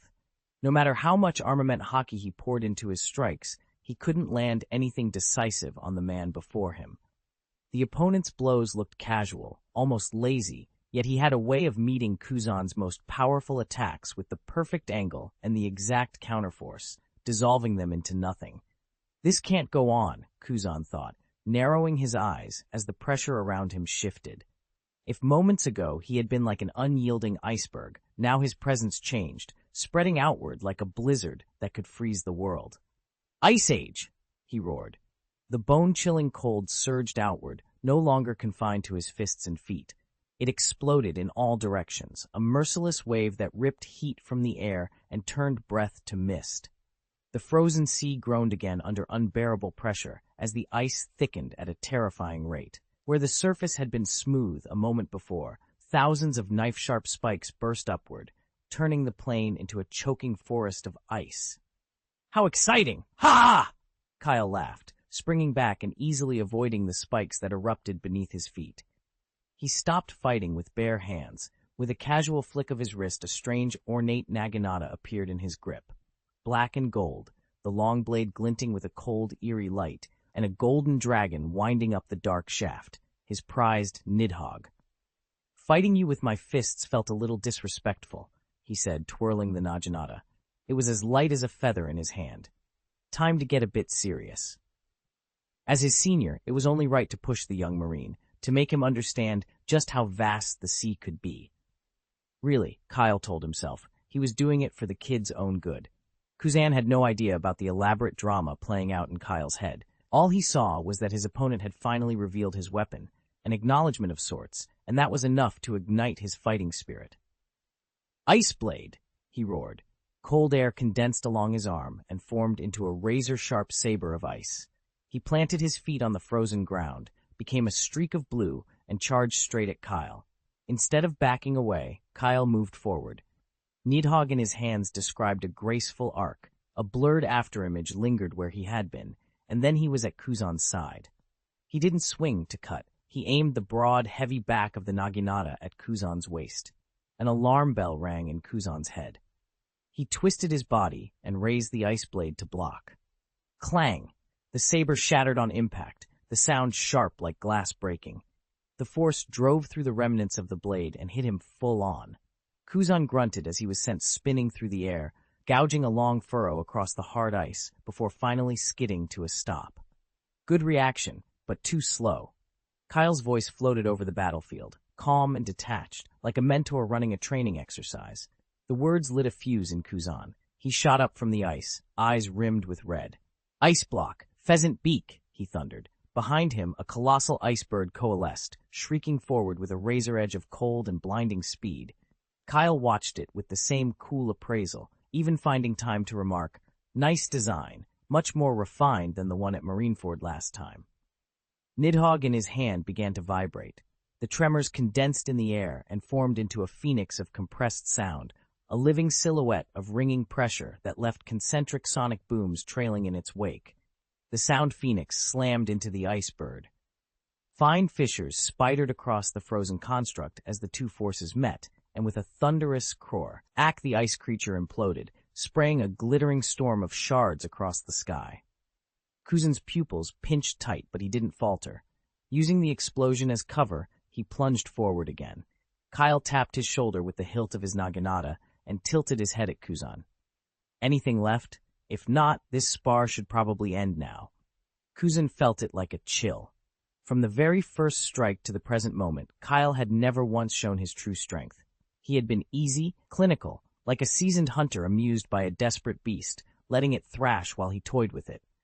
All the confidence Kuzan had built through endless training since the Marineford War cracked and crumbled in an instant. Unwillingness, shame, fury, those feelings braided together until they burst out of him in a single thunderous roar. "Don't underestimate me, Kyle." The ice field answered with a roar of its own. The ground trembled as four enormous glaciers, each hundreds of meters tall, erupted up around Kyle like colossal celestial walls, closing him off from every direction. With the perimeter sealed, Kuzan launched himself skyward, soaring hundreds of meters to hover directly above where the glaciers met. He poured every ounce of power and fury into his right fist. Dark armament hockey cloaked his hand, and the bone-deep cold braided into the hockey, spawning a brilliant red cross of light in the center of his palm, like a dying sun. The four glaciers that ringed the clearing seemed to stand guard, and the strike radiated an almost holy aura of annihilation. "Fistbone galactic impact," he roared. Seeing that divine blow descend, the easy smile on Kyle's face finally fell away, replaced by genuine respect. "Now that's more like it, Kuzan," he said. "Who would have thought a deserter king could channel Old Man Garp's will? Keep it up." Kyle bent his knees, lowering his stance.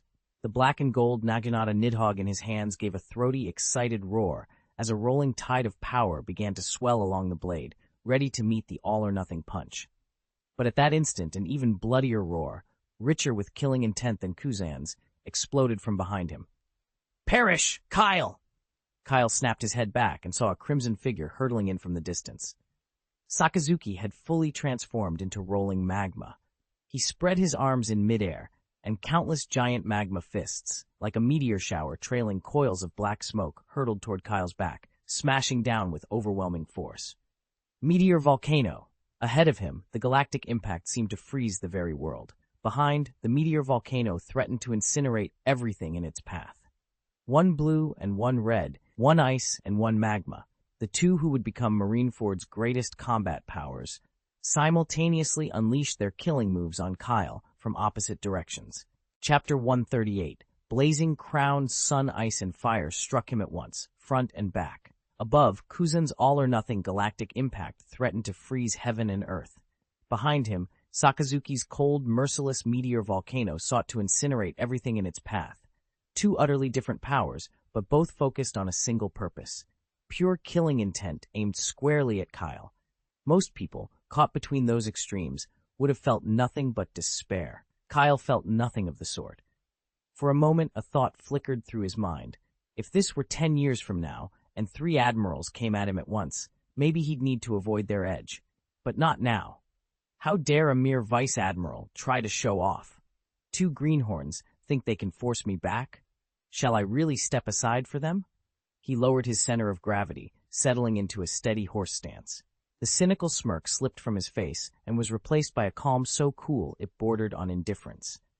Then, from his golden eyes, usually heavy with lazy disinterest, an unprecedented brilliance erupted. A low electric buzz filled the air as that light flared outward. Nidhogg, the black and gold naginata in his hand, gave a high, dragon-like cry, an eager keening as if it hungry for the coming feast. Sizzle, sizzle. A visible wave of hockey wrapped the blade, and streaks of ink-black and blood-red lightning danced and converged along its length like a miniature thunderstorm. A sheath of Haoshoku hockey flared across the weapon. Boom. Kyle didn't even need to swing. The sheer release of his aura was enough. The sturdy ice beneath his feet shattered. The layer of ice, dozens of meters thick, within a 100-meter radius, detonated outward in layered explosions, sending countless glittering fragments shooting into the sky. At the edge of the Westport ruins, Mihawk and Mariah, who were locked with Marines, froze at the same instant. The shock ran straight to their core, and they instinctively turned toward the center of the ice plain. The aura that had burst forth was overwhelmingly dominant, as if it sought to bend the whole world to its will. Mihawk's hawk-like eyes narrowed. Mariah's characteristic kishishishi laugh cut off abruptly. They exchanged a look across the chaotic battlefield, and the meaning passed between them instantly. Run. No. Use the Marines as a shield. Mihawk swung a backhanded, seemingly ordinary horizontal slash, but the emerald glow of his sword blossomed into an unstoppable torrent of pressure that shoved every Marine in front of him back. Mariah gave a low snarl. The shadow under his feet swelled upward into a vast black shield that warded off the blows and shoved him backward at the same time. Their coordination was uncanny. Each forced their attackers back with brutal efficiency, showing no intention of prolonging the fight, and they fell back toward a safer position. The Marine officers behind them were still baffled by the sudden retreat, until the reason became horrifyingly clear. Out on the ice plain, under a rain of plunging fists and molten meteors, Kyle slowly raised Nidhogg. His voice was quiet, but the words carried to everyone nearby. Blazing Sky Corona. A ring-shaped wheel of black and gold light exploded into being, centered on Kyle, roaring outward with a force that shattered the air. The light wheel unfurled in silence, its rim a pure, all-consuming black, and its core a searing gold, like a newborn sun. It was neither a slash nor a shockwave. It felt like the descent of a solar corona, a perfect ring that embodied absolute destruction, a kind of law. Space itself rippled faintly where the wheel passed. The towering magma fists that met it were erased instantly, disintegrated, annihilated, reduced to nothing, not even a wisp of steam rising. The immense icebergs converging from all four sides like a celestial wall began to crumble silently at their bases as the wheel rolled forward. What? In midair, Sakazuki, his body molten, shook violently. For the first time, a look of pure horror crossed his face of living rock. At black and gold wheel, carried a death threat he had never encountered. He didn't hesitate. Twisting his body in the air, he expelled a massive recoil of magma to try to escape the bizarre attack, but the light wheel expanded far faster than he could have imagined. Shh! The rim of the light wheel scraped across half his body. Sakazuki muffled a grunt. Half of him, part of his magma form, had actually been cut away. Above the attack, Kuzan couldn't get out of the way. He simply couldn't. This was his opponent's ultimate move, an all-or-nothing gamble, thrown down like a man staking everything. He watched with his own eyes as the proud ice wall he'd built around himself shattered. The black and gold wheel, emblematic of destruction, cleaved through every barrier and surged straight for the fist that held all of his convictions. Kuzan did not dodge, he did not back down.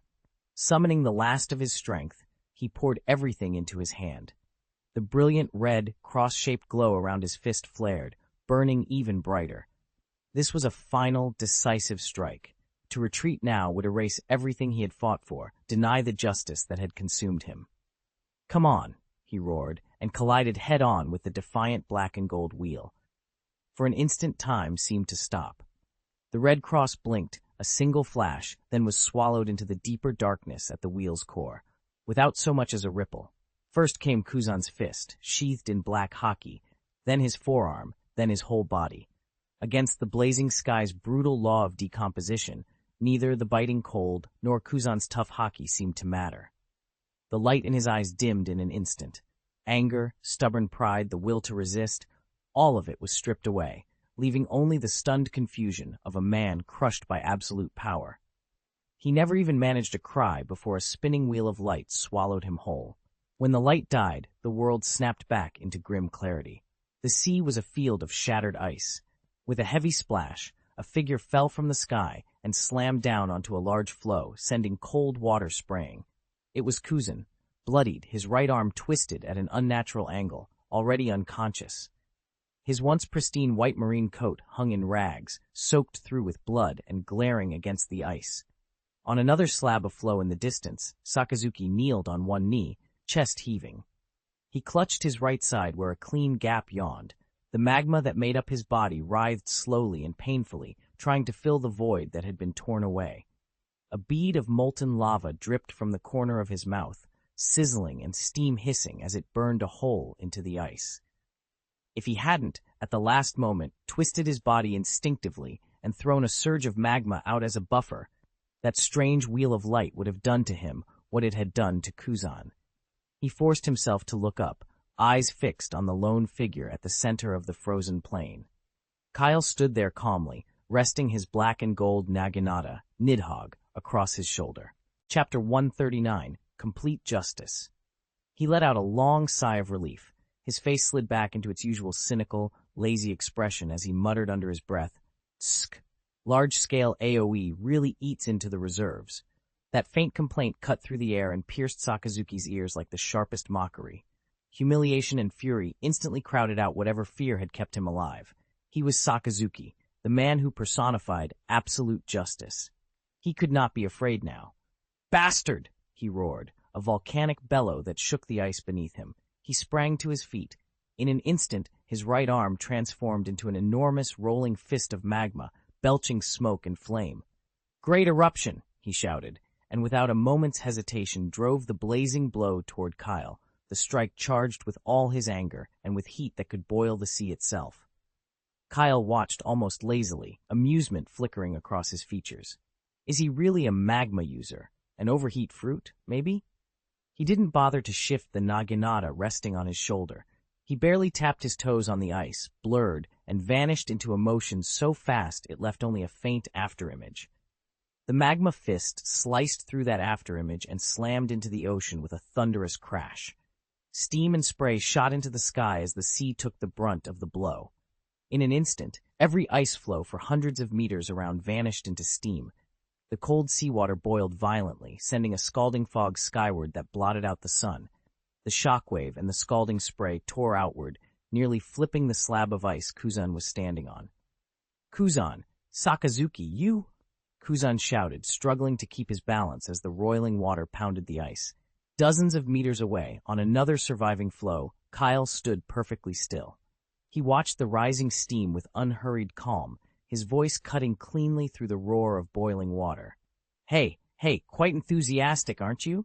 Keep that up, and Kuzan will be feeding the fish."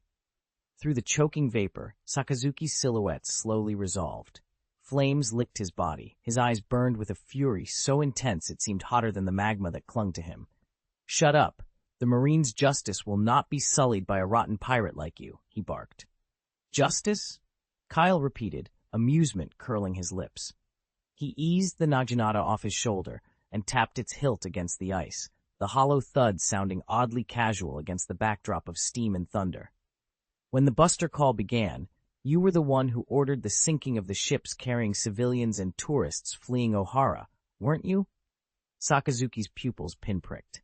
For a heartbeat, he looked genuinely startled. The accusation had hit a nerve. Then his face went ice-cold, harder than stone. "So what?" he said. The words came low and hoarse, as if forced out between his teeth. "Marine justice is not for a pirate like you to judge." He stepped forward. The ice beneath his boots hissed and cracked as if reacting to the heat of his temper. To stop evil from ever having a chance to escape, it must be utterly eradicated, he continued, each syllable driven like a stake. If even one scholar gets away, Ohara's poison of thought could flare up somewhere else in the world. Then there would be another buster call, a second, a third, and far greater sacrifices would be demanded. His voice rose, fierce and uncompromising, every word lit by that merciless creed he called absolute justice. Sacrificing the people of Ohara was necessary to save far more innocent lives in the future. "This is my justice. It is a necessary price," Kyle said nothing in reply. There was no arguing with someone whose path had diverged so far from his own. Some people could only be quieted, even if only temporarily, by the force of a fist. "Finished?" Kyle asked, lifting Nidhogg off the ice and casually slinging it back over his shoulder. "If you're done, it's my turn." "Bastard!" came Sakazuki's furious roar in answer. His right arm shifted again, reshaping into a snarling magma hound. The molten inside its gaping maw glowed a deeper, more furious red than before. The air around it blurred and shimmered with heat. "Magma hound," Sakazuki bellowed. The magma hound tore free from his arm and hurtled at Kyle like a mountain of burning rock and boiling sea. Kyle's body left a barely perceptible afterimage where he'd stood. The creature's massive head skimmed that ghost of him and slammed into the ocean behind him with an earth-shaking impact. A shockwave of scalding spray radiated outward, tearing the surface of the water into steaming, scorching waves. The ice floe carrying Kuzan shuddered, was lofted high by the blast, and then came down hard. The unconscious Kuzan rolled twice across the ice, nearly toppling off into the boiling seawater. Sakazuki unleashed everything at once. His arms melted into a storm of magma fists, countless, relentless, a dense barrage that filled every inch of space Kyle might occupy. The furious onslaught left no route of escape, except for the narrow slivers of air between blows. Kyle slipped through those gaps with unnerving ease, each step timed as precisely as a stroll through a garden. Calm as ever, he watched the magma rain and said, "Knowing you're outmatched and still fighting to the death, that's not courage, it's foolishness dressed up as hot-bloodedness." "Even if you somehow do win," he added, voice flat, "it would only be fate's favor." To call Sakazuki foolish? To reduce the man who would shoulder every sin and infamy for the sake of justice to a mere fool, those words struck like a blade. Reason abandoned him. Rage swallowed his judgment whole. He poured every scrap of power he had left into his right arm. The magma there compressed until it darkened, shifting from bright crimson to a deep, oil-black red. The heat and pressure radiating a palpable, terrifying aura that seemed able to cleave through anything. With all his will and fury concentrated into that single strike, he roared, "Darkhound!" The attack, born of absolute resolve and blistering wrath, was the fiercest blow he could muster in that moment. Kyle simply stood there and watched the attack come at him. He yawned. Utterly boring. Just before the Darkhound could reach him, Kyle's form dissolved into a scatter of shimmering golden motes and vanished. There was a thunderous boom as the Darkhound, suddenly bereft of a target, tore through the massive iceberg behind where Kyle had stood. It melted a clean, gaping hole through the ice, and still bearing its full momentum, plunged into the sea beyond, sending up monstrous waves. Sakazuki remained frozen in his punching stance, trembling. He sucked in a ragged breath. The magma that made up his body flickered and strained, clearly at its limit. "I'm not playing with you anymore," he said. Kyle's voice came from high above. Sakazuki looked up and saw a streak of light cutting the sky, heading straight back toward Ohara. He left, just left? As the distance grew, the suffocating pressure that had hung over the battlefield evaporated like smoke. The world snapped back into its old rhythm, and the once teeming fight fell into an uneasy, complete silence. All that remained was the faint crackle of cooling magma and the whoosh of cold seawater against the ice floes. A tide of pain and exhaustion rolled through him. Sakazuki staggered and dropped to one knee. He glanced toward the place where Kyle had vanished, then turned to the small ice floe drifting nearby that carried Kuzan. He said nothing. Slowly he curled his fingers into a fist. His knuckles made a soft, dry click. Humiliation, anger, helplessness. A knot of emotions churned in his chest. Underneath them, almost unnoticed at first, something else rose, relief. He was alive. Kuzan was alive. The shoulders that had been locked with fury loosened imperceptibly. "I want to live! I want to live!" The cry tore out of the child like a blade. While Aaron Keel, Sakazuki, and Kuzan battled furiously on the other side of Ohara, a different fight for survival was playing out in the dying forest. A colossal figure moved through the trees, each of his steps making the ground tremble.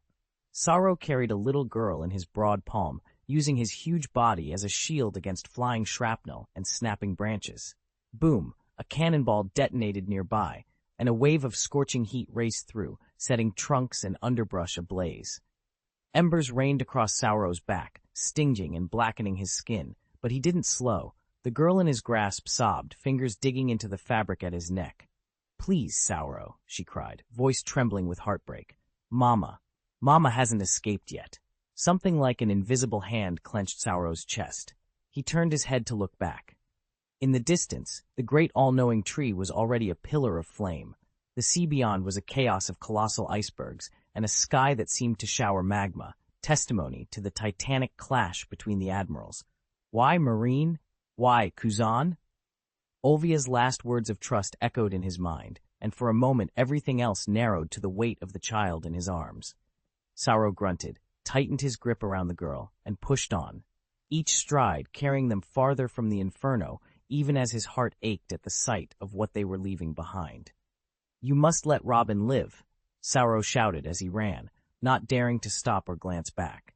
"Robin, believe in your mama," he added, forcing his crooked laugh into a comfort, though there was a heavy weight behind his words. Behind them, the Marines' shouts and gunfire were growing closer. Sauro knew they stood out like a beacon.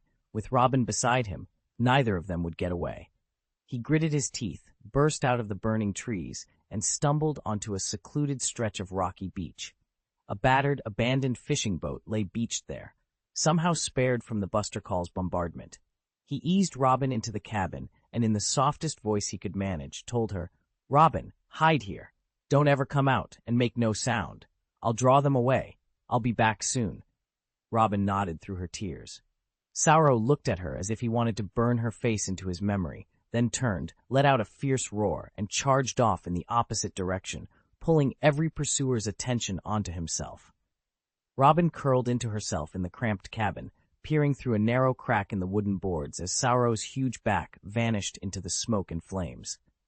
Exhaustion and fear swallowed her. She hugged her knees, let herself cry, and finally drifted into a heavy sleep. She woke some time later to snippets of conversation from outside, fragmented words tugging her back from a nightmare. "No, Mariah, you went to all that trouble, and this is the boat you were bragging about?" a voice said, lazy and full of disdain. Robin's heart lurched. Silently she rose and forced the crack wider, peeking through it. In the orange light of the setting sun, 3 figures stood on the beach, examining the battered little boat she'd been hiding in. It was them, the same 3 strange uncles who had chased her through the forest. For a moment her mind went blank. Sauro had warned her that the people who'd caused such an uproar at the port, even defeating a Marine vice-admiral, were these very men. Mariah let out 2 odd, choked chuckles. "Heh. It'll do as long as it works," he said with a helpless, resigned tone. Most of the boats were sunk by Marine cannonballs. Even their warships were cut in half by that guy over there, weren't they? Mihawk, his black blade at his side, averted his gaze as if a little embarrassed. Robin drew her head back instinctively. Her hands and feet felt ice cold as she crawled to the farthest corner of the cabin, where a wooden cupboard held smoked fish and dry rations. She pried the door open with trembling fingers, squeezed herself inside, and shut it carefully, leaving only a hairline crack. Darkness closed in around her, but in that cramped blackness she found a sliver of safety. Footsteps crossed the deck above, 3 sets, each thud like a hammer on her ribs. Could there be any survivors from O'Hara hiding on this boat? Mariah's voice asked from above. Robin's heart leapt into her throat. She clamped a hand over her mouth to stifle a sound, barely breathing. The air in the cupboard was already thin and stale. Fear shivered through her in dizzying waves. A lazy voice spoke again from the deck, confident and unbothered. "How could that be?" A soft, amused chuckle drifted from outside the cabinet. "How can you be so sure?" someone asked. Don't worry. The voice stretched the words out, relaxed. "I've already swept the place with my observation hockey. Not a soul, not even a mouse. It's completely clear." Robin felt the tautness in her body loosen for the first time. She slid down until her back hit the inside of the cabinet and drew in a greedy, shaky breath of the stale air. They hadn't found her. She was saved. Then, click. The cabinet door swung open. A flood of bright light poured in, and Robin raised her hands to shield her eyes. Through her fingers she saw a handsome face looming close, golden eyes glittering with playful mischief. Aaron Keel bent down, an innocent smile on his lips, and looked straight at the tear-streaked, terrified little girl curled inside the cabinet. "Just kidding." "Got you, Robin-chan." Mariah's laugh tinkled with a cruel amusement. "Heh, Aaron Keel, look at what you did. You scared the poor girl unconscious." Aaron Keel's carefree smile faltered for a beat. He cleared his throat, straightened his collar, and put on an earnest expression. "Scared her unconscious? Me? How could a gentle, handsome big brother like myself frighten anyone?" He smoothed his jacket as if striking a pose. She was clearly at her limit, mentally and physically. She finally relaxed and fell asleep. Just then, Mahawk stepped out of the cabin. Aaron peered in and saw that Robin's arm was bandaged. He looped an arm over Mahawk's shoulders and gave a hearty pat. "Not bad, little Hawkeye. Good job as ship's doctor. Very professional." Mahawk's hawk-like eyes flicked to him, cold and disapproving, but Aaron ignored the look and pressed his advantage. "And now that the ship doctor's work is done, you might as well handle the cook's duties too. Go fry me 2 dishes. I'm hungry." A vein throbbed at Mahawk's temple. He reflexively reached behind his back for the hilt of Yoru, but the memory of that earth-shattering blow at sea not long before made his hand fall away again. Aaron Keel raised an eyebrow and couldn't help the grin tugging at his mouth. A crewmate this powerful, who can cook, looks cool, and doubles as the ship's doctor? Gift from the gods. Get me a few more like him, and I might actually consider becoming Pirate King. Hey, I'm not picky. Mariah watched Mihawk's scowl darken like the bottom of a pot and gave one of his trademark eerie chuckles. Kishishishi. Then his voice turned speculative. In the original timeline, Sakazuki laid molten fire across Ohara like he was letting off steam. Does that guy ever not get red hot? I really hope Sauro survived Sakazuki's onslaught without Kuzan's intervention. Maybe Aaron Keel will still need him to say hello to Jabba in Elbaf later. Don't get lost in the caves, Jabba. After an indeterminate time, Robin's consciousness crept back up from the black chaos. Snatches of conversation and the faint crackle of burning wood filtered into her awareness. She blinked awake to the cabin's dim ceiling. The air smelled of cooking, with a faint tang of medicine beneath it. Robin shifted and felt a sharp, dull sting in her arm. Looking down, she saw her wound neatly wrapped in clean strips of cloth. She pushed herself up and turned toward the voices. Not far away, 3 men sat around a small bonfire in the corner. The tall Mariah was tearing into a roasted haunch. Hawkeye Mihawk was methodically filleting a fish with a small L-knife, and Aaron Keel leaned against the wall, clutching a bowl. His gaze drifted over the flames and then settled on her. Their eyes met. Robin felt her chest tighten. She wanted to hide, but her body stayed frozen. Aaron said nothing. He only tipped his chin toward her hand. When she followed his gesture, she found that someone had set a steaming bowl of meat soup and a small piece of bread beside her.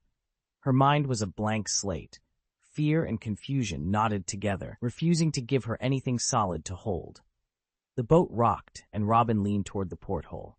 Outside, the sunset ran blood-red as it sank into the horizon, staining sky and sea a tragic orange. Against that glow, Ohara's silhouette was being eaten by merciless flames. The broken trunk of the Tree of Knowledge rose like a black torch, jutting toward the sky as if to accuse the world of this injustice. Mama, faces, voices, memories crashed through her all at once. Sorrow and despair washed over her like icy seawater, numbing and overwhelming. She tore her eyes away from the sea of fire and looked back at the 3 men around her. They had somehow survived the Buster Call's bombardment unscathed, strong enough to stand in this cruel world. She felt the weight of Olvia's last request and remembered the escape path the giant Sauro had made for her with his life. You must live, the promise echoed. She had to live. If she didn't, everyone who had helped her would be left to be hunted and betrayed. A cold shudder went through her bones. Her body trembled uncontrollably. She couldn't die here. She had to live. Robin scrambled down from the hammock, stumbled a few steps, and fell to her knees before the 3 men. Under the slightly surprised stares of Aaron Keel, Mihawk, and Mariah, she gathered herself and dropped heavily onto the cold wooden deck. The chill bit into her knees, but she didn't notice. For the first time, her tear-streaked small face held a desperate resolve that didn't match her years. The tears that had been building finally spilled over. I want to live. Her hoarse, urgent cry filled the cramped cabin. Please, take me with you. I'll do anything. Anything, came the dry reply. Then prove that every even number greater than 2 can be written as the sum of 2 prime numbers. The sentence hit her like a slap. Robin's mind went blank. The tears that had been streaming froze at the corners of her eyes, forgotten. She knelt there, dust and salt on her cheeks, staring at the man who'd spoken as if she hadn't understood. Even Mariah, who'd been enjoying the scene, had his usual kishishishi laugh cut off and turned into a strangled gasp. Mihawk, black blade in hand, showed a rare twitch of an eyebrow on his perpetually cold face. Aaron watched, clearly surprised as well. The cabin fell into an uneasy silence. Just kidding, Aaron Keel said lightly. The mischievous smile vanished as quickly as it had come. He crouched down to meet the girl's eyes. The playful glint in his golden irises smoothed into something calm and warm. He reached out and ruffled Robin's dry hair with a large, gentle hand. "What a stubborn child," he murmured. Mihawk watched the exchange with a strange expression. For a ridiculous second, he almost expected Aaron to finish the scene with the classic line, "Be my daughter." It was only fair. After all, Aaron had bluntly told Mihawk, "Be my son," not long ago. But Aaron had apparently forgotten all about that. He was too absorbed in studying Robin. He imagined the future version of her, pale, beautiful, long-legged, intelligent, and elegant, and the contrast made his chest tighten.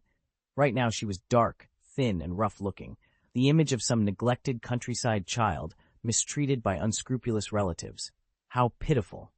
Well, his villa could certainly support one more mouth.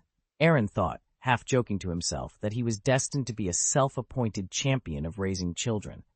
Outside, a battered little fishing boat drifted on the boundless sea. The hull was a patchwork, the sail full of ragged holes, so dilapidated that passing pirate ships sometimes took pity and left a bag of berries on the deck before sailing off. At the stern, Mihawk practiced sword swings with an unreadable expression. Each cut gouged furrows across the water, and the recoil from his strikes sent the battered craft skimming forward. From the cabin came Mariah's odd, chuckling, kishishishi. He was absorbed in whatever research he called the mysteries of shadow. Now and then thin tendrils of darkness slipped out through cracks in the rotten planks, and then withdrew as quickly as they had appeared. On deck, Aaron Keel lounged with his arms behind his head, basking in the sea breeze and the sun. After a few days together, Nico Robin's initial fear and wariness had begun to fade. In her small world, she quietly labeled the three men who had saved her with peculiar nicknames. Towering and fearsome, yet somehow gentle Mariah, cool, silent, and unexpectedly kind Mihawk, and powerful, sardonic but tender Aaron Keel. The gentle trio, she thought, present. "Robin-chan, read today's paper." "Hi, Aaron Keel-sama," Robin chirped, still with that childish lilt in her voice. She unfolded the newspaper and, sounding out each line as if savoring every word, read it aloud to him. Red Count Patrick Redfield engaged in a fierce battle with Fleet Admiral Kong Kong at the entrance to the New World yesterday. Although he ultimately came out on top, he was later taken by Marine hero Garp, who arrived afterward. Exhausted, he was recaptured and returned to Impel Down. She flipped the page. The photo and headline on the next spread made her small frame tremble. Taking a deep breath, she forced herself to read, every syllable thick with emotion. The Wave Motion King Aaron Keel. Bounty, 4,198,000 berries. Dead or alive, extremely heinous. She put particular weight and shock into those last 4 words, delivering them with a childlike solemnity that made Aaron smile despite himself. "You don't have to read extremely heinous like it's a fairy tale," he said, half amused, half exasperated. He pushed himself up from the coil of fishing nets he'd been lounging on, stretched, and his joints cracked loudly as he straightened. Aaron Keel turned toward Mihawk at the stern and called out, "Hey, little Hawkeye, you remember the way to Ohara?" Mihawk paused his sword practice, his hawk-like eyes flicking with a trace of puzzlement. "After the Buster call, that place should already be a deserted ruin," he said flatly. A place erased by the world government had no reason to be revisited. Aaron only smiled, mysteriously. "In a few months, some very interesting people will go there." Mihawk didn't press the matter. He made no further comment, but he did quietly log the coordinates in his head. After all, he liked to know where everything was, call it being a new game plus completionist.